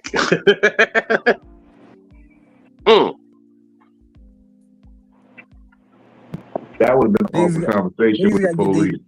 At the end of the day, niggas gotta get their shit together. I don't know. I said something to one of the guys on the show. So you came in here to say something to one of the guys on the show? But what did he say? Was he joking on your stage? No, he didn't. He hadn't even got on the stage yet. So what made you come up here? Well, about 2 years ago, nigga. What? Some hate in my blood. That's all. You did some A little bit of malice premeditated with- shit and got your ass whooped? A little bit of Okay. envy mixed with What's your malice. name again? Let me run your record, sir. How do you get a Sir, do you realize you have a wait, warrant for retail theft? wait? You How have do you get a waited- premeditated ass whooping though? No, You have but waited definitely a Philly 700. cop with You Philly waited cop with How you diamonds. outside causing 729 problems days. and you got a warrant for retail theft? You've waited 729 days to wear an ass whooping. You heard me? A Philly cop would definitely call you a dickhead. Huh? For sure they Dickhead, why would. you come down here? Come on, dickhead. Get in the car. Let's go shopping. Say some dumb shit to you while you're getting in the car. Let's go shopping, dickhead. Let's get this retail theft shit together. Philly, talk to him, man. What's good with you? Where folks can find Oh you? gosh. All right, y'all. My name is DamnItPhilly, and please say my name like Hank Hill. You can find me on TikTok and Instagram at DamnItPhilly. Y'all can see me here on YouTube. Most of the time, you know what? Not even most of the time. All the time I be on YouTube, I be here with Big Vino, and my name is still DamnItPhilly. We do no man, no plan. I just be doing shit. I ain't do it today because I was tired. So I know that's 2 weeks in a row. I gotta hold myself accountable and get on my shit. I have something to post. I just ain't pressed the button yet. Okay. I just ain't pressed the button. But I'm gonna squeeze that trigger probably tomorrow. Anyways, Like that, you said squeeze the trigger. That means you know some shit, nigga. You don't pull a trigger. You squeeze, nigga. Did we just become best friends? just now realizing, okay. I know you don't squeeze that nigga. Look. But yes, so I did because of Vino, I did miss the open mic here, Verse Therapy, but I still want to shout it out. It did happen this Friday. I just was not there. Shit. So sometimes you got friends that really, really love you and sit up there and call for you. When you call, you gotta answer the phone, okay? So I didn't go to that event, but I will be at First Fridays here in Nashville at the Black Marketplace. So unless we have some shit pop up then, and I, don't Hey, make. Philly, what you doing this weekend? You want to get flew out to Georgia? I got a wedding to go to. I really don't want to go, but I can go if you come. Is this weekend? Is this weekend? This weekend. Okay. I might have to go to Charlotte, and then I gotta go out to Atlanta. I can drive to Atlanta, so yeah, I got you. But that's really all we got coming up now. So stay tuned. We'll be posting more and doing more and getting together more. Hey. Got going on, Vino? Thank you, Philly. Okay, y'all. I guess it's time for me to talk. This is the salute and salutations. Thank y'all for fucking with me. My name is Big Vino. You can find me at Big Vino Comedy on everything. www.comedictherapy.xyz because we get the laugh. Shout out to the undefeated. I'll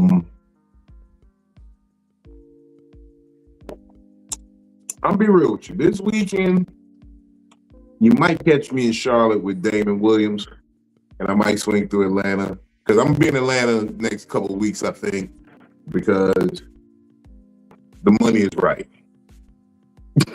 Okay, the money is right. I gotta go down there for some other shit, but I'll be down there Mother's Day weekend with Michael Collier at Atlanta Comedy Theater.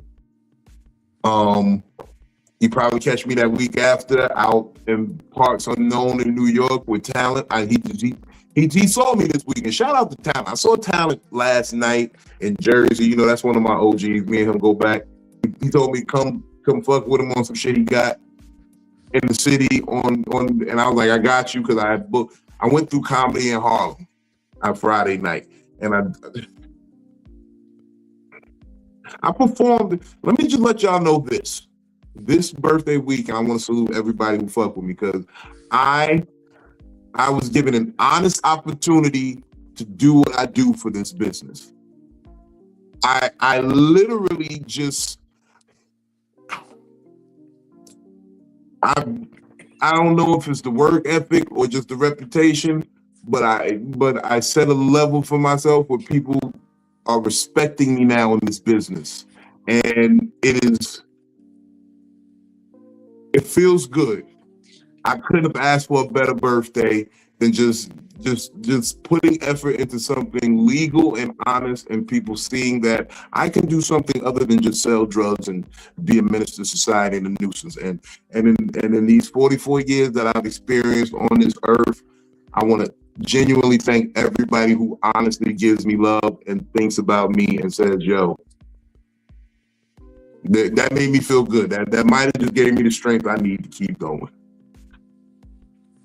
Now, all that touchy shit out the way. I hit every stage.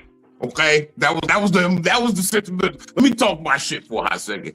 You see me go. Who you say? They say you can't go back home. You know when I heard that? When I was back home. I literally pulled off Baltimore, New York, Philly, Jersey. I ran the East Coast on my birthday weekend, put down work and funny in each state. I ain't done something like that since I was selling cocaine. Okay? I love this game. All y'all niggas that keep trying to bring me back to the OV, you ain't even gonna win at that. Because the OV is not even the OV. He's just the OV with a new game to him. You're not gonna get me. And I ain't gonna lie, I'm from a tough crowd type of city. And it's either, you know what I'm saying, you funny, we gonna show you some love. We gonna respect your grind and support your shit. But if you ain't funny, we gonna definitely let you know on the spot. Somebody in the audience gonna be funnier than the not funny nigga on stage every time. And they gonna let them know. And it ain't happened that last weekend. Just know, we doing this. Rolling. This is what we do. It's been a wonderful birthday weekend, but now we got more work to do. We got some other business to tend to. Again, like I said, thank you to everybody that gave me an honest chance in this business. I appreciate each and every one of y'all. I'm really out here working to be a different person than what I was. And I'm going to show y'all each and every chance I get, even from the dumb shit that tries to draw me into the OV. This is for you hate ass niggas.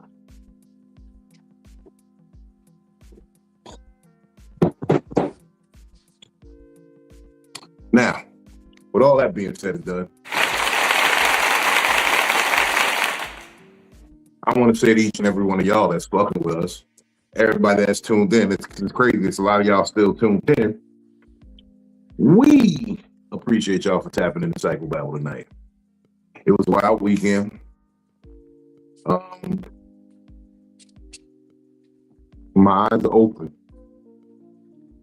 My eyes are open now. This is what we don't lose. Like I said, the people who there for the win, they're going to be there regardless. Because the win going to happen. So you can put yourself in. I give you the rope. Do with it what you will.